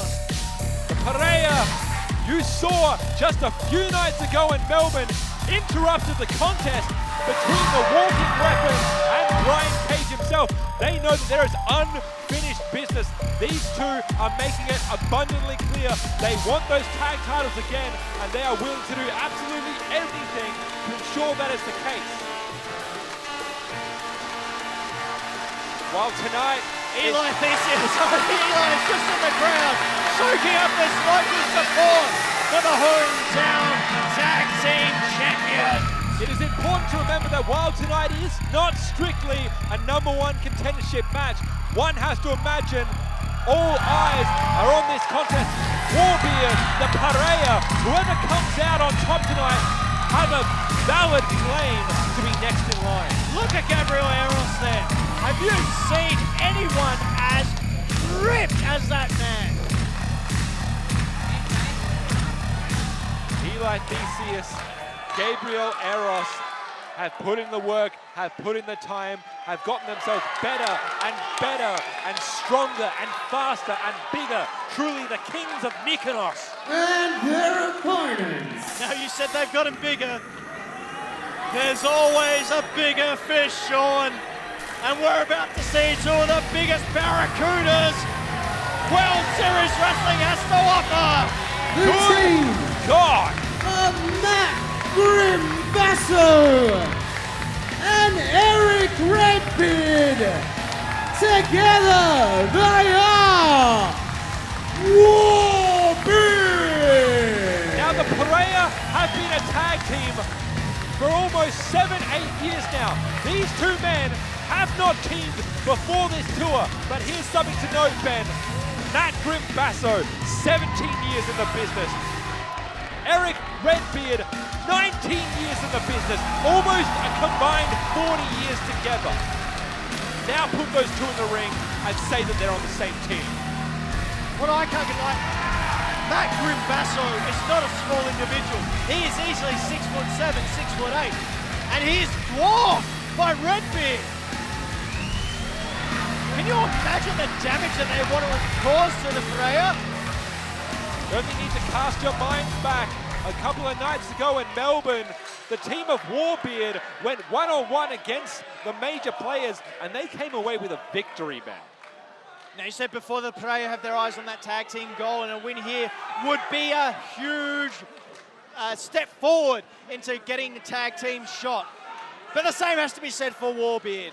Look at these absolute monsters staring down the Perea. You can see here, war of words, a shoving contest and ensuring there is absolutely no love lost between these two competitors just last night. Those tag team titles were on the line in a 3-team contest. It was Warbeard, the Perea, and the Flippin' Machines. Oh! And the cheap shots by the Perea to get the match started. But Redbeard not taking any of it. And out goes Gabriel Ados. Erick Redbeard, my apologies, has not forgotten the fact that that golden chain was smack bang straight into his jaw, took him to the outside, and made it so he was not able to be there for the finish of the contest. One has to imagine, had it not been for the foreign object, would we have new tag team champion? And of course we've also got on the other side of the ring, Matt Grimbasso taking Eli Theseus to the butcher shop. For a ride, oh, up, straight, hard onto the barricade. Oh my God, speaking of hard. You're that excited, huh? Me too. Basso dragging Eli Theseus over to his tag team partner. At least they're in the same vicinity. Oh my God. And the one thing you have to imagine is playing into Basso's pocket, besides the fact he's a monster, is the fact that this man has known the Perea for years. Matt Grimbasso, of course, the brother of Chris Basso, who we just saw, both instrumental in Riot City Wrestling's rise. Oh my God, Ben. What the hell? What was that? With absolutely no regard, just a grim drop. A grim drop right onto both members of the Perea. Did you just make that up?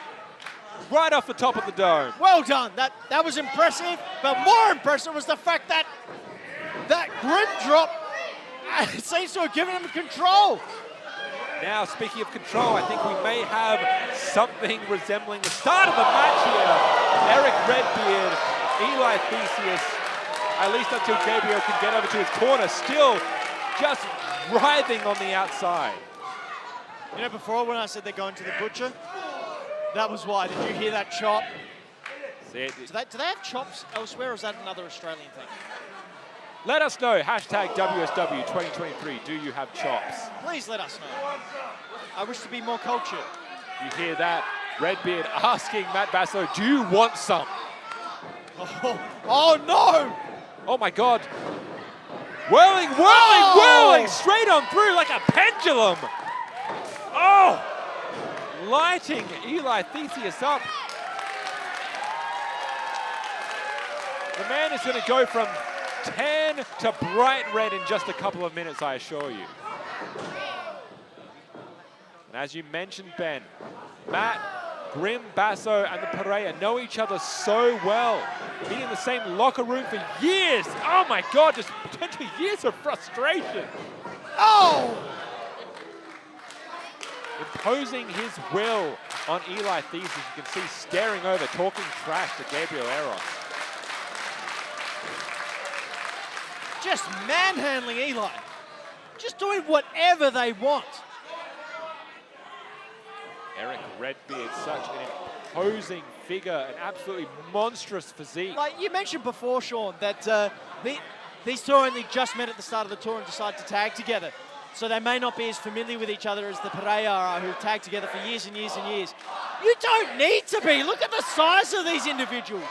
You don't need to have cohesion. It's just like, me smash, 1, 2, 3. That's how easy it is for these guys. Oh no, Gabriel immediately second-guessing, trying to sneak up behind.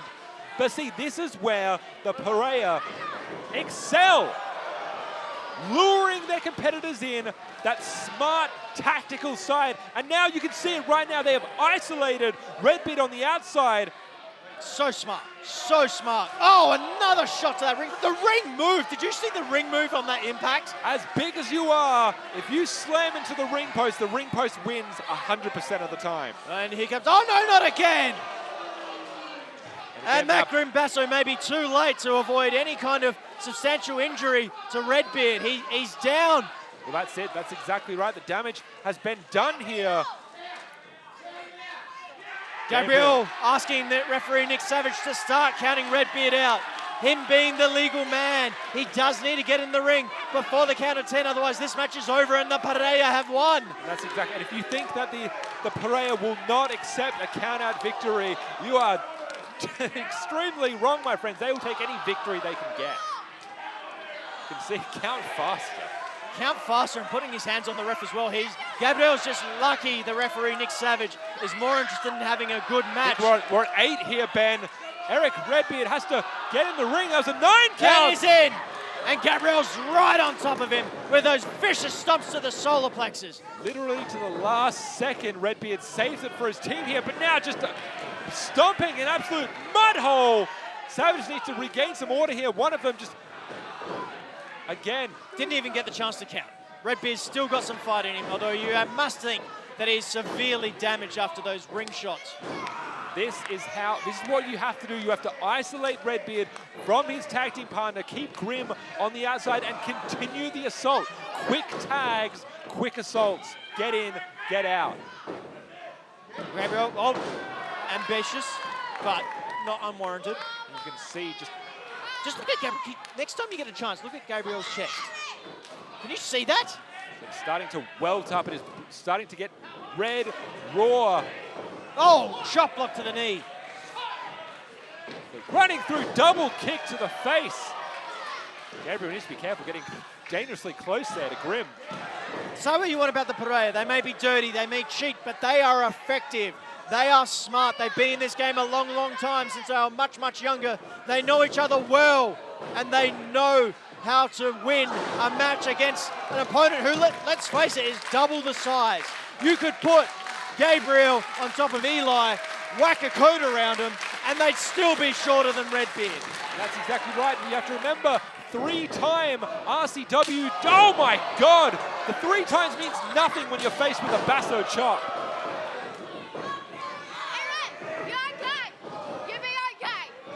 Oh, massive! Single-handedly. Tower of a back body drop there. Gabriel managing to kick out.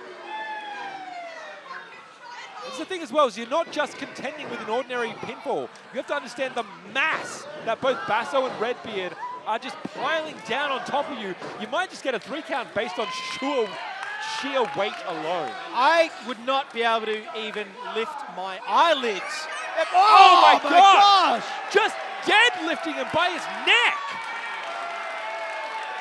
That 5 count. Is that technically a choke? Like, how would you classify that? And Eli grabbing the shoe of Grim. But watch here, because this is going to give Gabriel the opportunity he potentially needs. No, it's not. He's down again.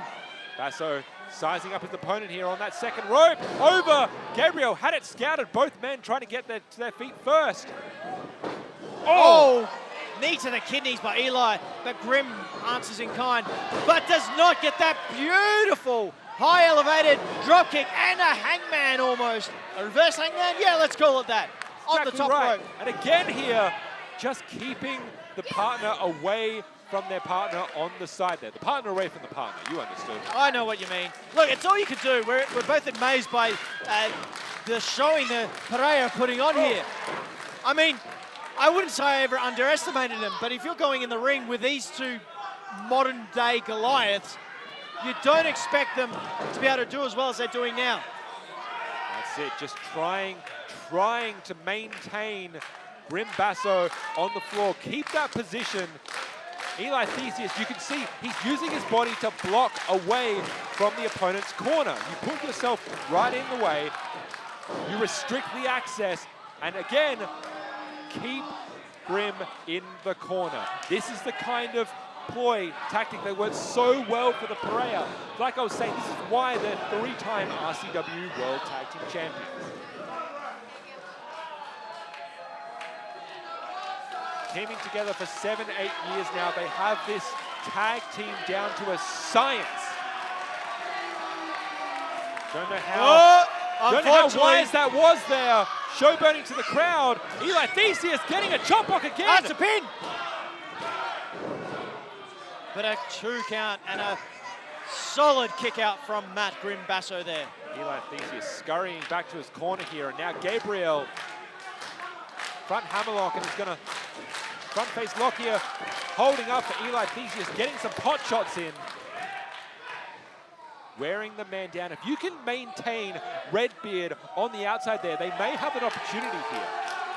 Just wearing down Matt Basso. Oh, what's going on? Oh, Eli, don't. Eli, don't. Oh, what's going on over there? That's exactly right. You see, Eli don't. Eli knows exactly what he's doing, drawing Nick Savage's attention away from the corner. Oh! Massive haymaker, vicious elbow strike, trying to create some distance between his opponents, potentially get over to the ring. Whoa! Massive! Grim's calling for the tag. I guess the best way to make sure no one's... Wait a minute! Gabriel! He's lured him out, but that's enough. It does the job there. Eli's struggling to pull Grim back. Oh my, did you see that? That was a low blow. Eli Theseus going down under, no pun intended. Oh! Slick and simple DDT. And again, at the tale as old as time, the big man on the ground, the Perea, standing tall.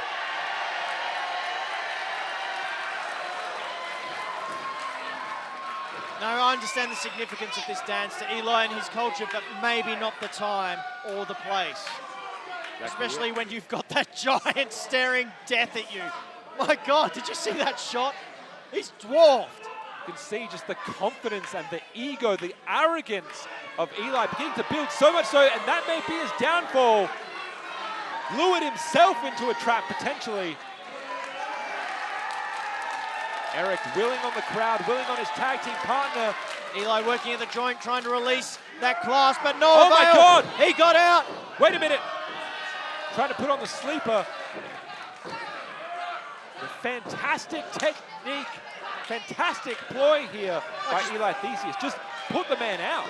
Put the man out, but not only that, keep him away from that corner, because the last thing you want is Redbeard to tag in. Wait a minute. Oh, puts in the body scissors, and that will do it. Basso might go out right here. This could be the end. You can see there, Eli Theseus has it cinched in tight, right underneath the chin there. Not technically a chokehold, it's a sleeper hold. There is a very minute difference between the two. One completely legal, one illegal, and this one is a textbook sleeper hold, truth be told. He's got the arm cinched in nice and tight, the other arm pulling on the head, creating that leverage. But Grim is trying to alleviate that pressure, the last bit of adrenaline. The problem is when you have a sleeper with the scissors there, you have to contend with both the arms and the legs. You can only focus on one thing at a time, which Basso has done expertly here and managed to fight his way to a standing position. And now he's focusing on that midsection, and Eli returns. And then starts jaw-jacking again with Redbeard. Eli needs to be careful with how much he's really just taunting the opponent here. This is exactly the opportunity, the opening that Basso needs. Erick Redbeard is raring to go. In. Gabriel Redbeard jumped in, clothesline, smashing down the competition here. Just the large legs of Erick Redbeard wasting the competition. Coming through, train wreck. Smashes both of them. Oh, good Has Lord. them both lined up.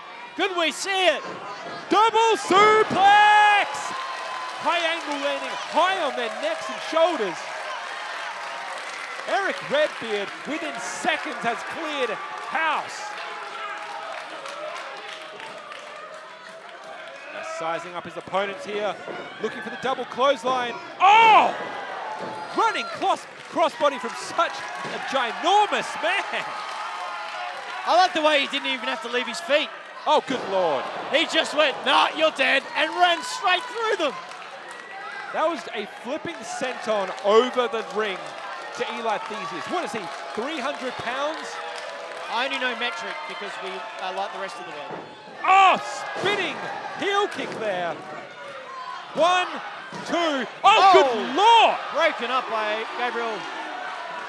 Gabriel Eros coming out of nowhere to save the match for his team. And Grim saying, nah. Gabriel saying, nah. And Basso up and over. What's he thinking? What's he thinking? Gabriel looking potentially. Oh! Basso had it scouted here, potentially looking for that choke slam. And Seguri again taking control of his partner. And now Gabriel perhaps looking for it once more. Oh, plancha! No hands straight over, taking out the big man. And you now look inside the ring here. We still have Redbeard, Theseus. The two legal men in the middle of the ring. All four are down. Gabriel has created the opening for his partner to put it away, but can he do it? Of course, he might not need to do it alone here. Oh, raking the eyes of referee Good Nick Lord. Savage. Referee Nick Savage needs to have a bit more. Oh my God! Double drop kick here.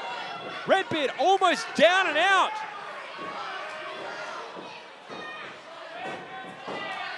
Nani Mykonos!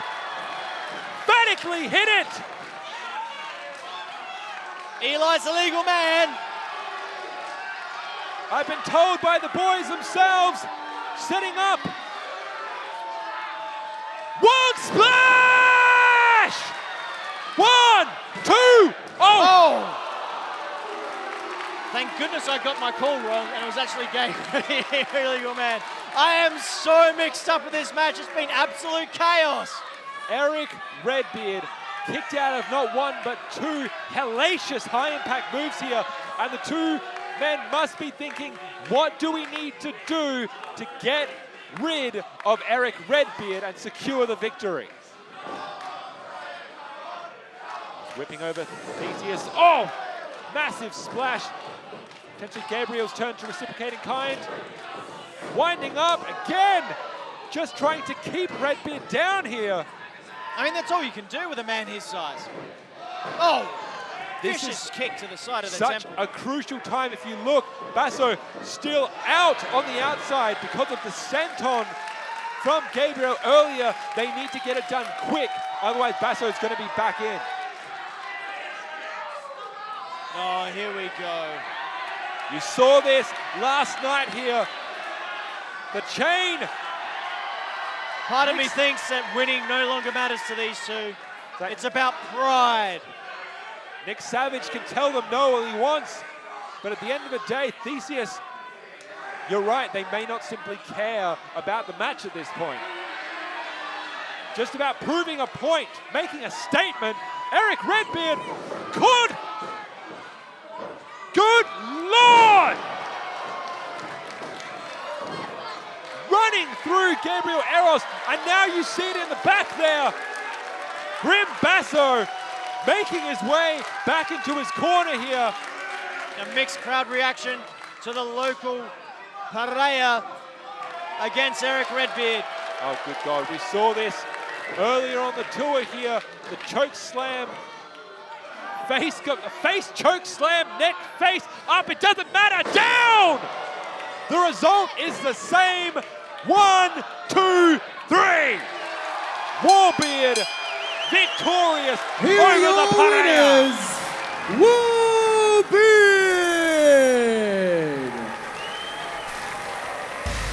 You have to think, Ben, the flipping machines were watching from the back here.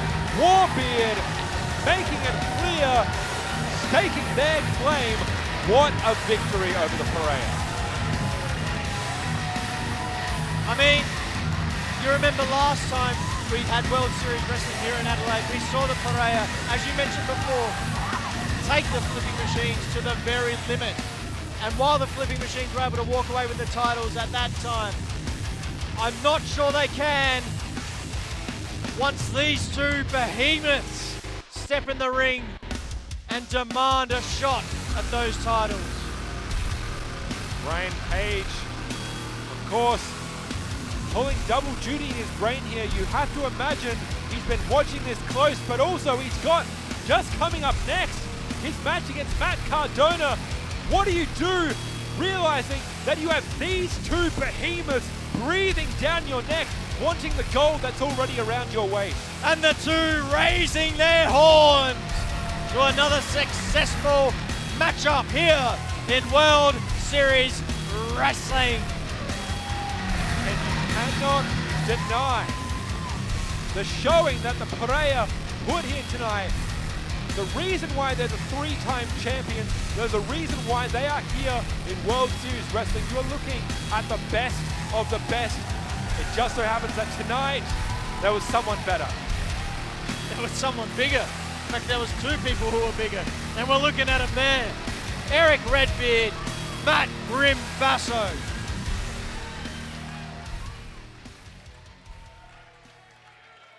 See, Redbeard extending a fist. There we go. Shockingly here, it was just one night that he was receiving a chain straight to the face. And I'd say that's a sign of approval. This is the thing to look out for, Ben. Wherever they go, the Perea are getting exactly that. Signs of approval. Whether it's the flipping machines, whether it's Warbeards, the Perea are getting nods and heads turning all round. And all we need now is for some of those companies to sign the Perea. What an amazing tag team matchup we had there. Because we are not done, Ben. The main event still to come. Luke Hazard with the proceedings, and we can get it ready to go for the WSW World Heavyweight title. Have you enjoyed yourselves tonight, Adelaide? We're not done yet. It is now time for our main event of the evening.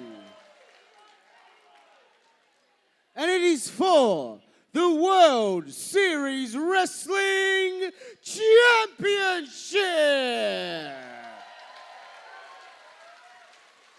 I'm a machine.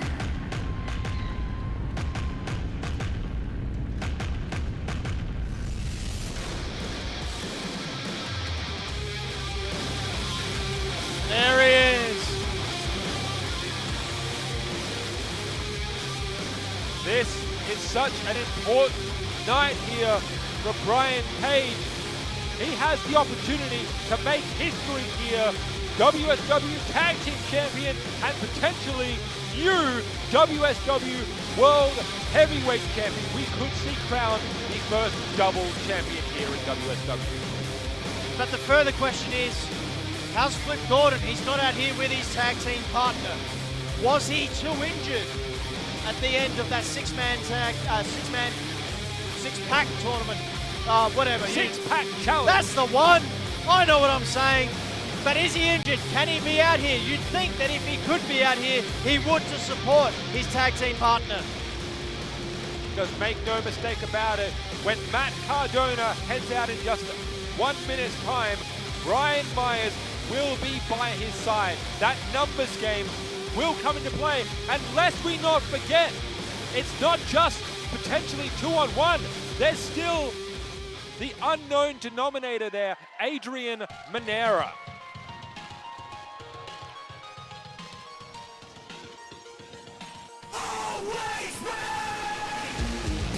Always with a plan, always with a tactic, always ready. Matt Cardona said he was going to become the World Series Wrestling Heavyweight Champion, and the proof is in the pudding. The man said it, and he did it. But, Ben, no Brian Myers. I was just about to say, what's going on here? We know for a fact that Brian Myers is, well, are they allowed out here? Are they allowed to be part? Are they allowed to support? Or is this going to be fought under fair rules? Potentially Matt Cardona wants to lay a statement of his own. I can do it by myself. Matt Cardona does not need help, does not need the backing of the owner of World Series Wrestling. Matt Cardona is always ready on his own. I mean, it's his first title defense. He's going up against a fellow champion. Perhaps he's just got something to prove. Maybe it's as simple as that. 8 months ago at the Phoenix Rising Tour, Cardona said that were it not for the torn bicep, he would be champion. Now that it has come to pass, all eyes are on him. The pressure is on.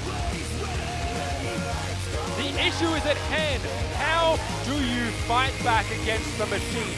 How do you repel Brian Cage? How do you maintain your grasp on something that you've worked so hard to put into existence?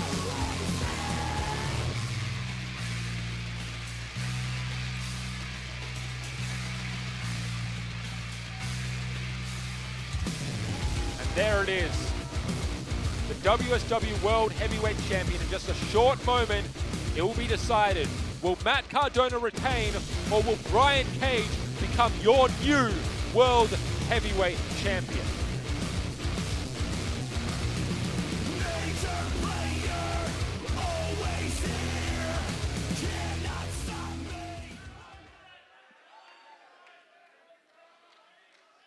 Adelaide Oval, this is your main event of the World Series Wrestling Unleash Hell Tour right here in Adelaide, and it is for the World Series Wrestling Championship. Introducing first, standing to my left, the challenger. He is one half of the WSW Tag Team Champions, Mr. GMSI, the Wolverine, the Machine, Brian Cage.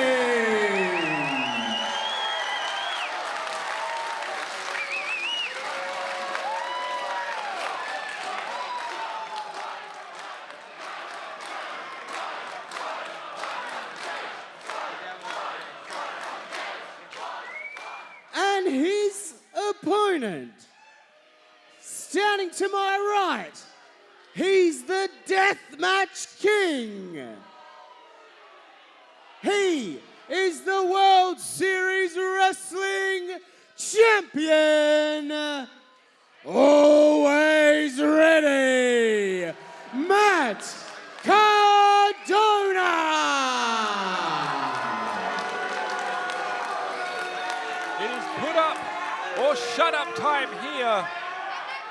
The belt will be handed over, the bell will sound, and then there's nothing left to do but fight. But fight.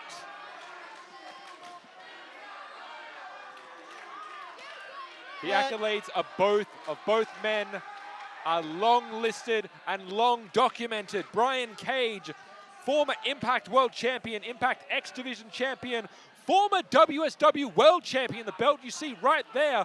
Hell, he's a former Gift of the Gods champion. Matt Cardona on the other side, former NWA World Heavyweight Champion, Impact Digital Media Champion, IC Champion, US Champion. Both men understand what it means to be at the top of their game, in the top of their company. And the Adelaide crowd letting Cardona know they approve of his spouse, I think is the best way to put it.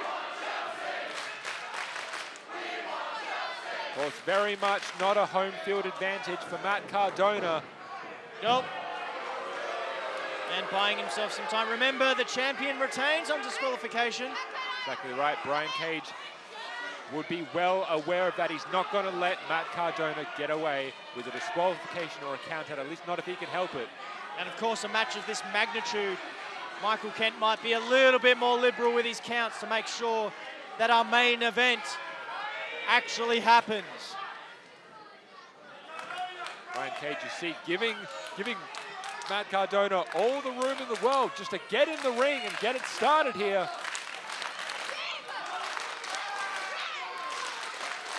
Matt Cardona perhaps letting the will of the crowd get to his head a little bit here. You know, he's no stranger to getting Show me some respect. There you go.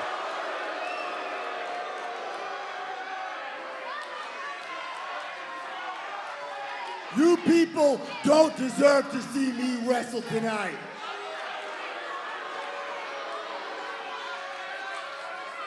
If you don't shut the fuck up, I'm gonna leave. Be quiet, I want to see this match. It's worth remembering, this was Matt Cardona's, it was his idea. It was his idea. He wanted the open challenge. Brian Cage has answered it.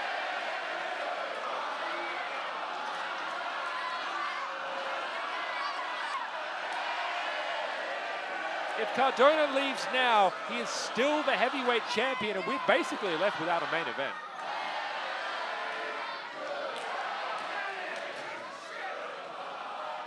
Here we go, Cardona now back in the ring here. It looks like we are going to get started, tried and true. Headlock tie-up. Oh! The power of Brian Cage just putting an end to an early Cardona offense. And Cardona is just headed for the hills. He wants no part of Brian Cage, and I cannot blame him at all. You are simply not going to win a test of strength against the machine. It is simply not done. Was it a test of strength, or was it a mind trick? No, it was a test of strength. He messed up. I can't swing. Cardona is trying to get out of his own head here, formulate some sort of plan, some sort of way to gain an advantage here. And again, speaking of advantages, to remind us, there is no Brian Myers here, there is no Adrian Manera, and now being chased into the ring here. There's your advantage, but potentially not much of an made a advantage. mistake. My goodness. Crowd says it all there. Matt Cardona looking for a way to lull Brian Cage into a false sense of security. May have just pissed him off. And here is where Brian Cage is going to start building some steam, building some momentum, imposing his will upon the champion. The crowd firmly on on Brian Cage's side. Matt Cardona copying an uppercut, a kick, and Massive! a suplex. Massive German suplex. And once again, Matt Cardona thrown to the outside, calling for a timeout. Are we allowed to have timeouts? Even in Australian wrestling, we do not have timeouts, shockingly.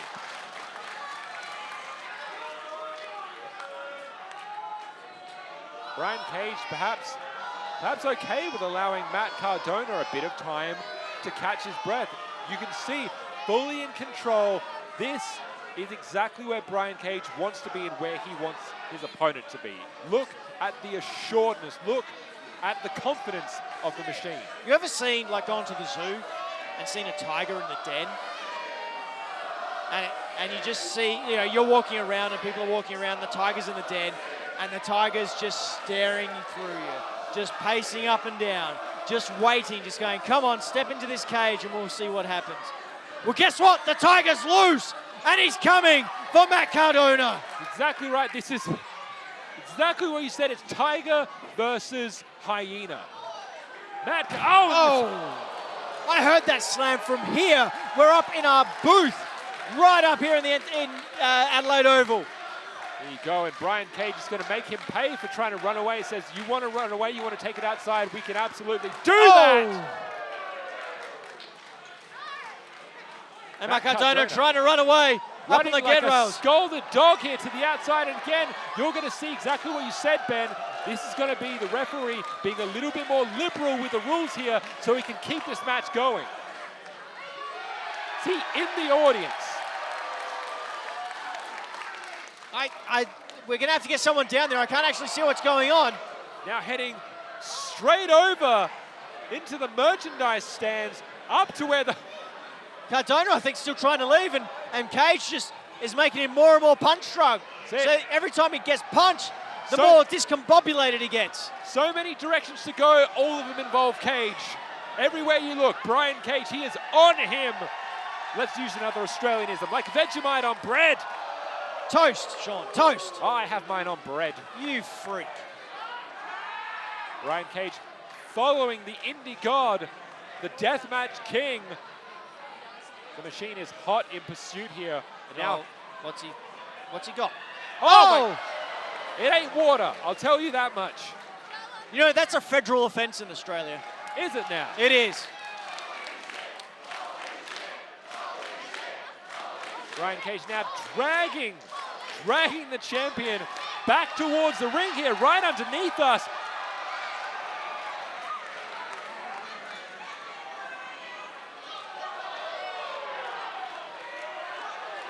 And now Brian Cage has got Cardona again, and he's pulling and pushing him straight, flying over into the ring there. That was a Cardona toy. You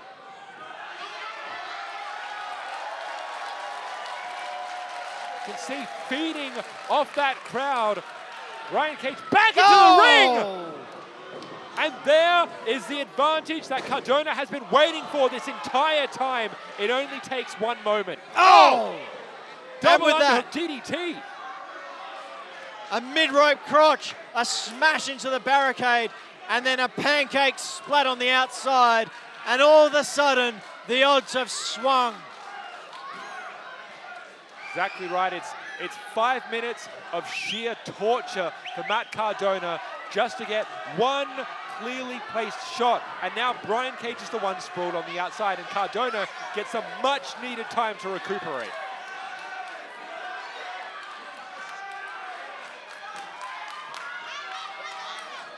Brian Cage back into the ring before the 10 count here. And he's straight on him.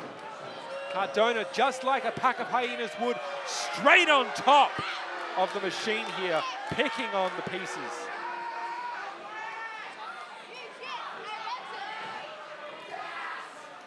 Again, using those ropes to his advantage. Referee Michael Kemping, I've said this all night, it's up to them to make sure the show continues, but my goodness, like, liberties are being taken. Maybe trying to size him up here. Up and over. Brian Cage ducks out of the way, but again, Matt Cardona sticking, jumping over, caught by Brian Cage. Up and over, no, Matt Cardona straight into the ring post.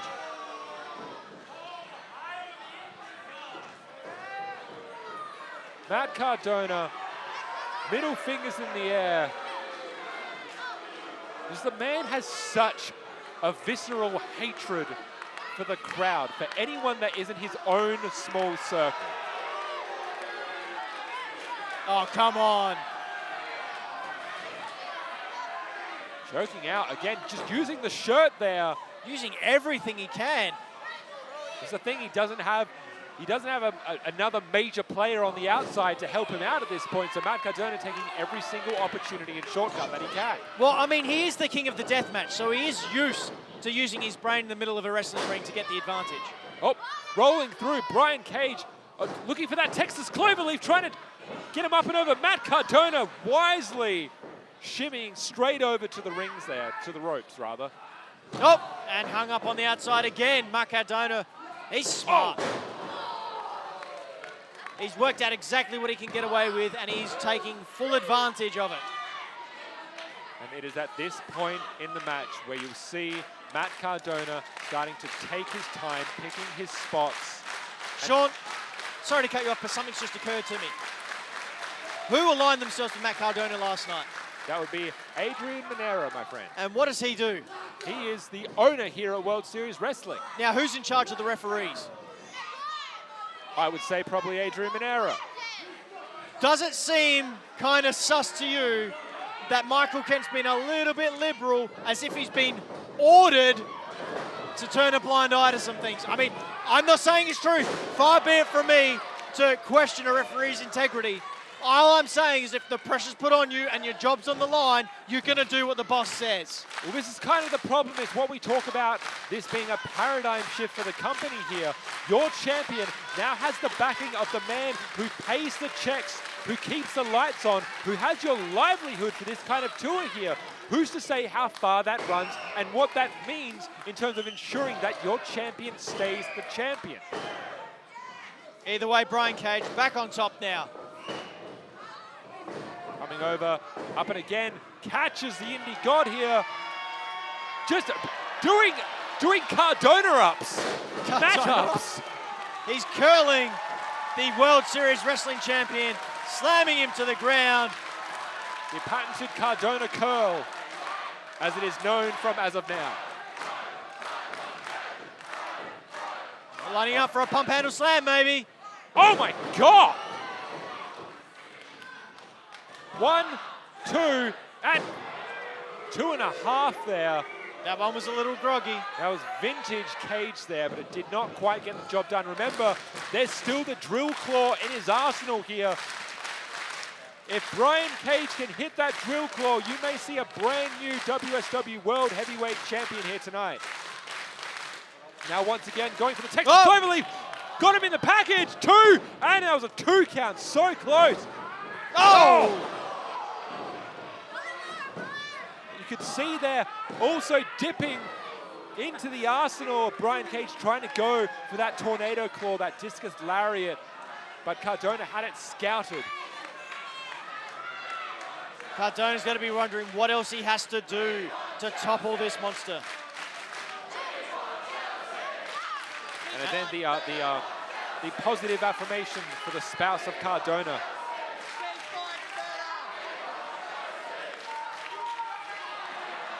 Cardona showing his excitement for the Adelaide fans. The woo-woo boo! The woo-woo boo boot.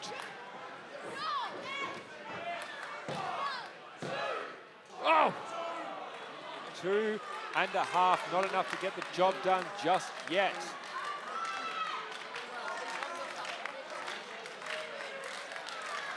Again, shockingly, there's this seemingly a gentleman's agreement here. There is no Flip Gordon, there is no Brian Mayers, there's certainly no Adrian Monero. We are simply looking at a very classic, very hard-fought main event here. I spoke too soon. I was about to say, it shows the respect they have for the World Series Wrestling Championship, but, well, it looks like Michael Kent is not going to allow. Simply not going to allow it to occur here, and straight over!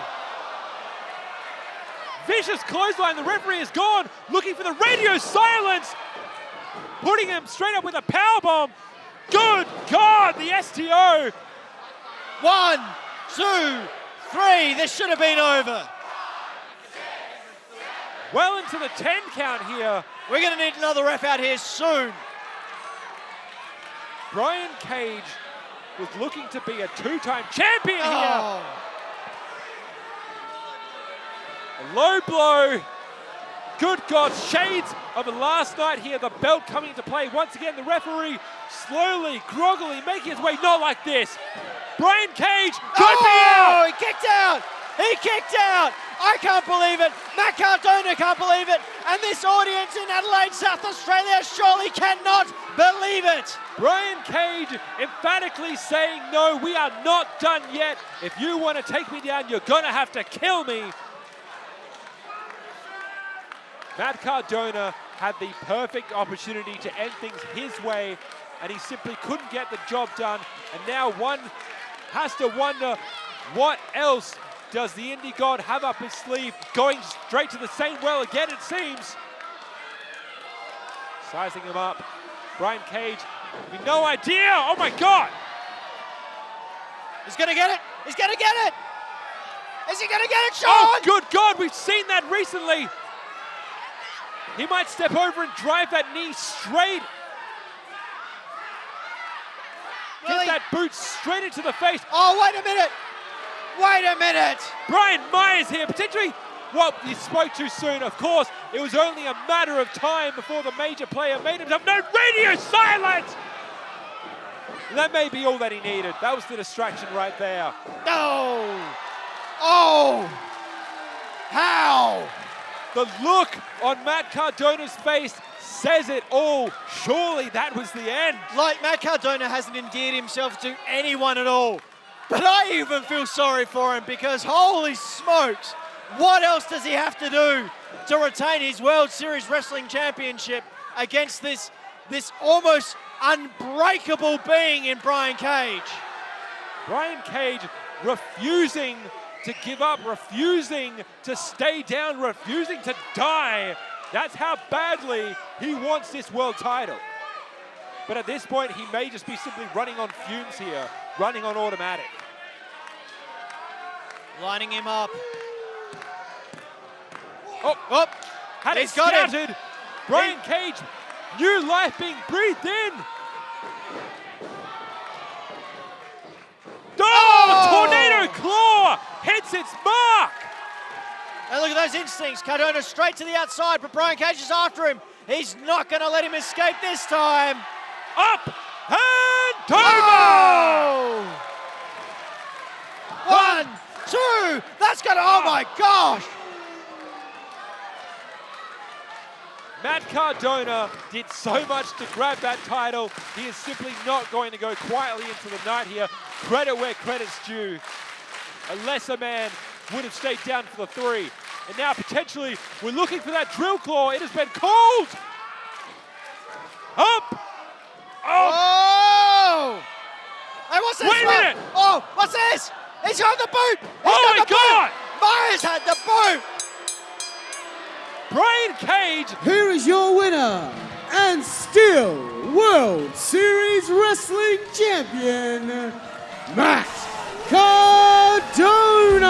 Brian Cage had him set up and ready to go for the drill claw, but from the outside, major player Brian Myers making a major difference here. That sucks. Sorry, that sucks. That was a hard-hitting contest here. And that sucks. Wait a minute. And we've got Brian Cage's partner out. Myers is in the ring. Oh my God. And he's about to pay for his sins. A nice bit of retribution here from the flippin' machines. They may not have come away with the WSW World Heavyweight Champion, but make no mistake about it, the flippin' machines are here to stay in World Series Wrestling, and they have made their presence felt. For one more night at least, Matt Cardona is still your World Series Wrestling World Heavyweight Champion.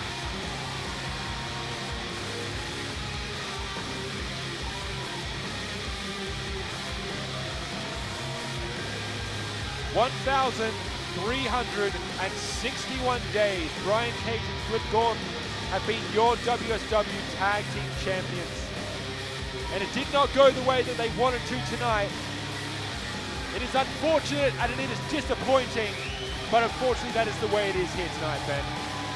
And while this may be it for the Adelaide leg of World Series Wrestling Unleash Hell Tour, it is by no means the end, as World Series Wrestling comes to you tomorrow night from New South Wales, Sydney, Australia. We want to thank you all tonight for tuning in on Fight TV, for being a part of the action, for everyone here tonight. We will be back tomorrow and we will be back later on this year. What happens between now and then, who will be champion, who reigns supreme, we'll find out sooner than you think.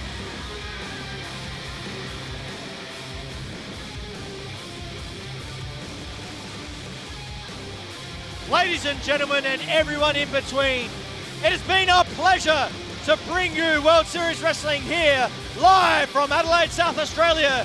We will see you again very soon. Thank you and good night.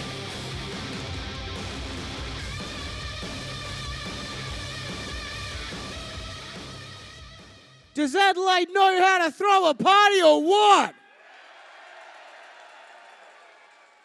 From all of us here at World Series Wrestling, thank you all for coming out here tonight on this great long weekend at the best time of the year here in Adelaide. From all of us at the back and for all of the stars through over the world and everyone watching at home on Fight TV, thank you so much, Adelaide Oval. Make sure you keep an eye on World Series Wrestling on socials. We'll see you again in October. But for now, I'm Luke Hazard. Thank you and good night.